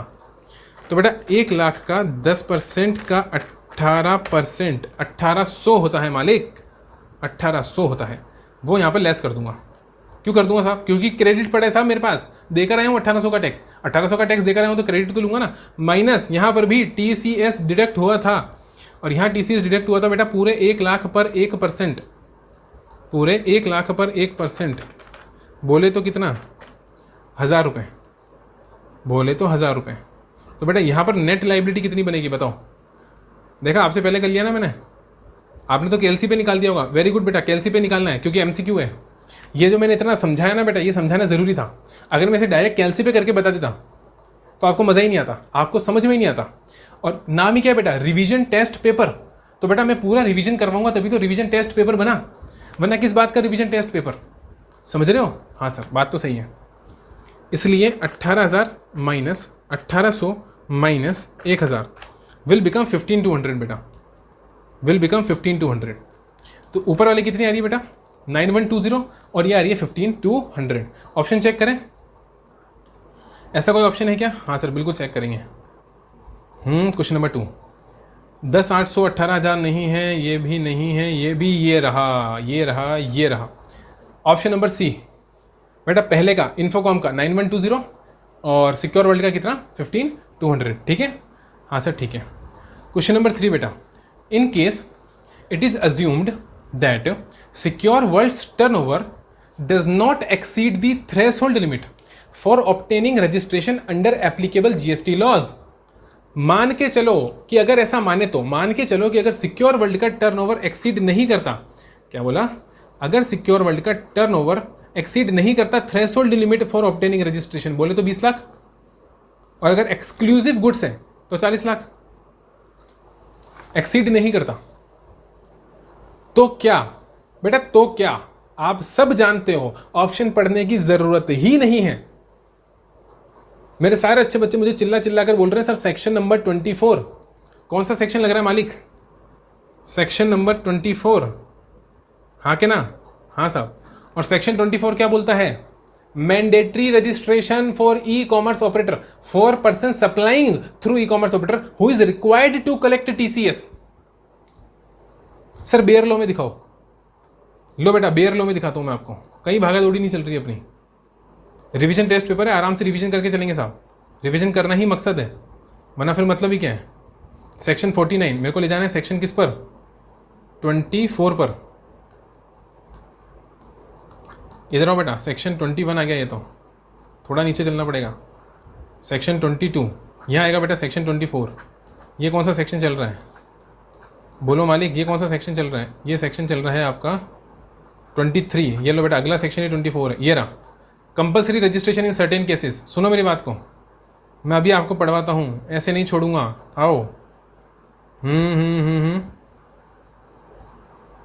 ये रहा, पढ़ो क्या लिखा है। क्लॉज कौन सा बेटा? Clause 9, persons who supply goods और सर्विसेज और बोथ अदर देन सप्लाइज 95 वाली को through an electronic commerce operator who is required to collect TCS under section 52। मतलब जो इलेक्ट्रॉनिक कॉमर्स को सेक्शन 52 में टीसीएस डिडक्ट कलेक्ट करना जरूरी है, जिस भी कॉमर्स ऑपरेटर को सेक्शन 52 में टीसीएस कलेक्ट करना जरूरी है, ऐसे इलेक्ट्रॉनिक कॉमर्स ऑपरेटर के थ्रू अगर कोई भी इंसान सप्लाई करेगा गुड्स की चाहे सर्विस की, गुड्स की चाहे सर्विस की। बट बेटा यहाँ अमेंडमेंट आ गया था, जहाँ तक मुझे ध्यान है, सर्विस को हटा दिया था। सर्विस की सप्लाई कर सकते हैं मालिक, सर्विस की सप्लाई कर सकते हैं। ठीक है कि नहीं है? बोलो हाँ सर ठीक है। सेक्शन 25 की बात चल रही है, तो मैं तो सेक्शन 24 में हूँ ना। हाँ सर, आप तो सेक्शन 24 में हो। तो क्या बोला सेक्शन 24 के लिए कि बेटा कोई भी इंसान जिसको गुड्स की सप्लाई करनी है, किसके थ्रू, इलेक्ट्रॉनिक कॉमर्स ऑपरेटर के through. Sir electronic commerce operator के थ्रू सर्विस की करें तो मैंडेटरी रजिस्ट्रेशन है क्या? बेटा जहाँ तक मुझे ध्यान है नहीं है, सर्विस की कर सकते हो आप, सर्विस की इंटरस्टेट सप्लाई चलेगी, बट अगर है तो आपको यहाँ पर भी रजिस्ट्रेशन कराना पड़ेगा। तो मेरा मुद्दा ये नहीं है बेटा गुड्स और सर्विस, मेरा मुद्दा क्या है? मेरा मुद्दा है कंपलसरी रजिस्ट्रेशन कराना पड़ेगा।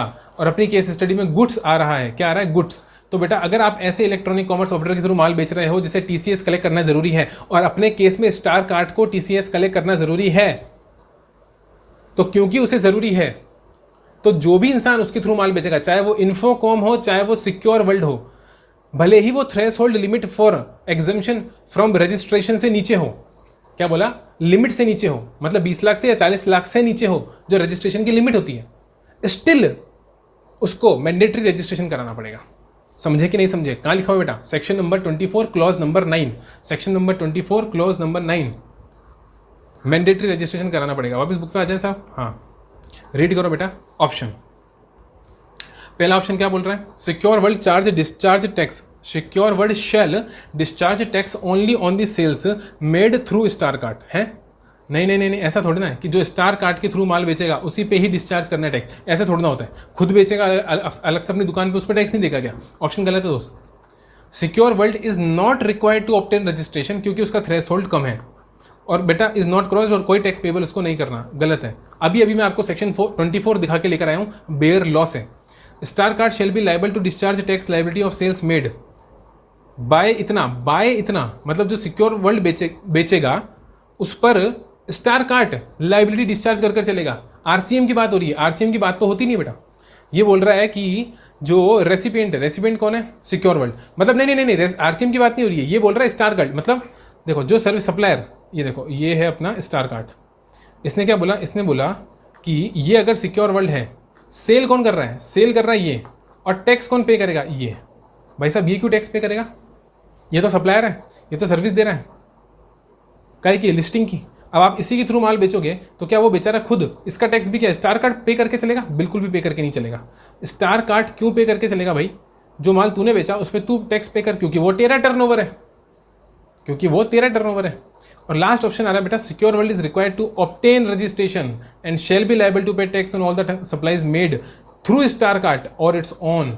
मतलब अगर सिक्योर वर्ल्ड अपनी खुद की दुकान पे माल बेचता है, फेस टू फेस माल बेचता है, उस पर भी, और जो इलेक्ट्रॉनिक कॉमर्स ऑपरेटर के थ्रू यानी कि स्टार कार्ड के थ्रू माल बेचता है बेटा, उस पर भी टैक्स पे किसको ही कर चलना पड़ेगा? टैक्स पे सिक्योर वर्ल्ड को ही कर चलना पड़ेगा, और उसके लिए उसे मैंडेटरी रजिस्ट्रेशन कराना पड़ेगा। तो बेटा करेक्ट ऑप्शन है आपका option number D. Correct option है बेटा आपका ऑप्शन नंबर डी। सर बाल परेशान कर रहे हैं? हाँ नहीं बेटा परेशान नहीं कर रहे मेरे को, ठीक है। चलो आगे चलें। हाँ सर आगे तो चलना पड़ेगा। आ रहा है बेटा क्वेश्चन नंबर 4। क्वेश्चन नंबर 4 क्या बोल रहा है? Assuming that Pulkit returns the printer purchased from Infocom limited.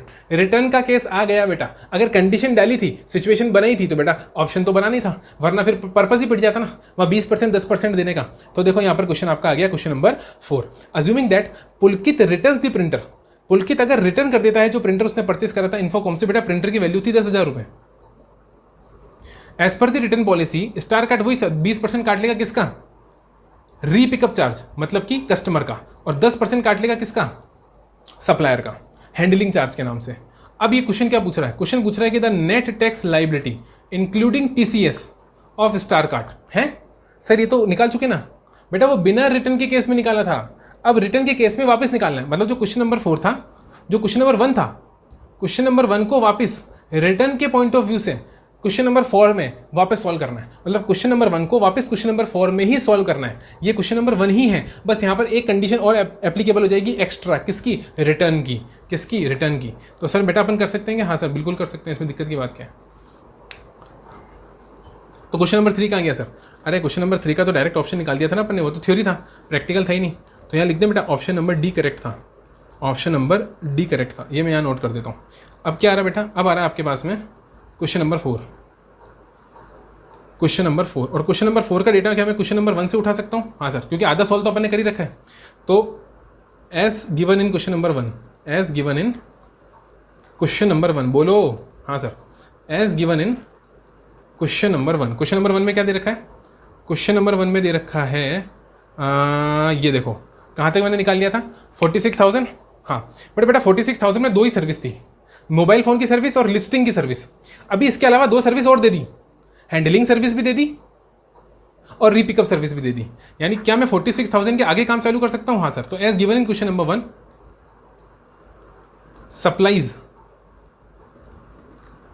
Total supplies कितनी थी? As given in question number 1 total supplies कितनी थी बेटा? ये मैं कहाँ से उठा के ला रहा हूँ? क्वेश्चन नंबर 1 से उठा के ला रहा हूँ। That will be 46,000। यहाँ कोई दिक्कत है क्या? नहीं। एक बार चेक कर लें, क्रॉस चेक कर लें। हाँ सर, हाँ 46 बिल्कुल सही है, कोई दिक्कत नहीं है। और बेटा 46,000 में अब मैं क्या करूँगा, इसमें एक तो डालूंगा कौन सी सर्विस? रीपिकअप सर्विस। रीपिकअप सर्विस। और बेटा रीपिकअप सर्विस कितनी हो जाएगी बोलो? तो रीपिकअप सर्विस 10,000 का था। कौन सा? प्रिंटर 10,000 का था, और 10,000 का 20% की रीपिकअप सर्विस है, तो 20% चार्ज कर रहा है ना उसके लिए। हाँ सर। तो 10,000 का 20% कितना होता है? 2,000। कितना होता है बेटा? 2,000। ठीक है, ये रीपिकअप सर्विस ले ली, ओके कोई दिक्कत नहीं। और उसके बाद में बेटा हैंडलिंग सर्विस भी तो है, जो किसको दी? सप्लायर को। रीपिकअप सर्विस किसको दी? कस्टमर को। तो बेटा हैंडलिंग सर्विस भी यहाँ पर आपको मिलकर चल रही है, तो कोई दिक्कत मेरे मालिक? कोई दिक्कत नहीं है, कोई दिक्कत नहीं है बेटा। यहाँ 10,000 का 10% आ जाएगा। ठीक है, बट ये कंसीडरेशन चार्ज कौन कर रहा है? Star cart. तो बेटा सप्लाई तो स्टार कार्ट ही कर रहा है, तो उसकी तो सप्लाई होगी नहीं है 1,000। तो बेटा अकॉर्डिंगली 3,000 और ऐड हो जाएगा, तो 6, 7, 8, 9 49,000। 49,000 क्या हो जाएगी बेटा? Total supplies. अब हो जाएगी टोटल सप्लाईज कितनी? टोटल सप्लाईज कितनी हो जाएगी बोलो सर? टोटल सप्लाईज हो जाएगी अब 49,000। कितनी? 49,000। और बेटा 49,000 पर अब अपनी क्या निकालूंगा मैं? Output liability. अब इस पर मैं कैलकुलेट करूंगा अपनी आउटपुट लायबिलिटी नेक्स्ट पेज पर। यहाँ कैलकुलेट करूंगा बेटा मैं अपनी आउटपुट लायबिलिटी। अच्छे बच्चे सारे बताएंगे क्या बोला मैंने? मैंने बोला 49,000 पर 18%। 49,000 पर 18%। आगे ना? हाँ, अरे मस्ती से पढ़ाई करनी है, टेंशन नहीं लेनी है, आगे समझ में? हाँ सर, इतना टाइम लग गया अपन को इसको सॉल्व करने में। बेटा एग्जाम में 5 मिनट में सॉल्व कर दोगे आप इसे कैलसी के ऊपर, समझ रहे हो? एक बार अगर कॉन्सेप्ट समझ में आ गया तो फिर टाइम नहीं लगेगा, फिर तो तुरंत सॉल्व हो जाएगा ये, फिर तो तुरंत सॉल्व हो जाएगा। अरे मैंने कैलकुलेट कर लिया, तुमसे बातें करने में भूल ही गया मैं। 18% कितना आया था? हाँ 8820।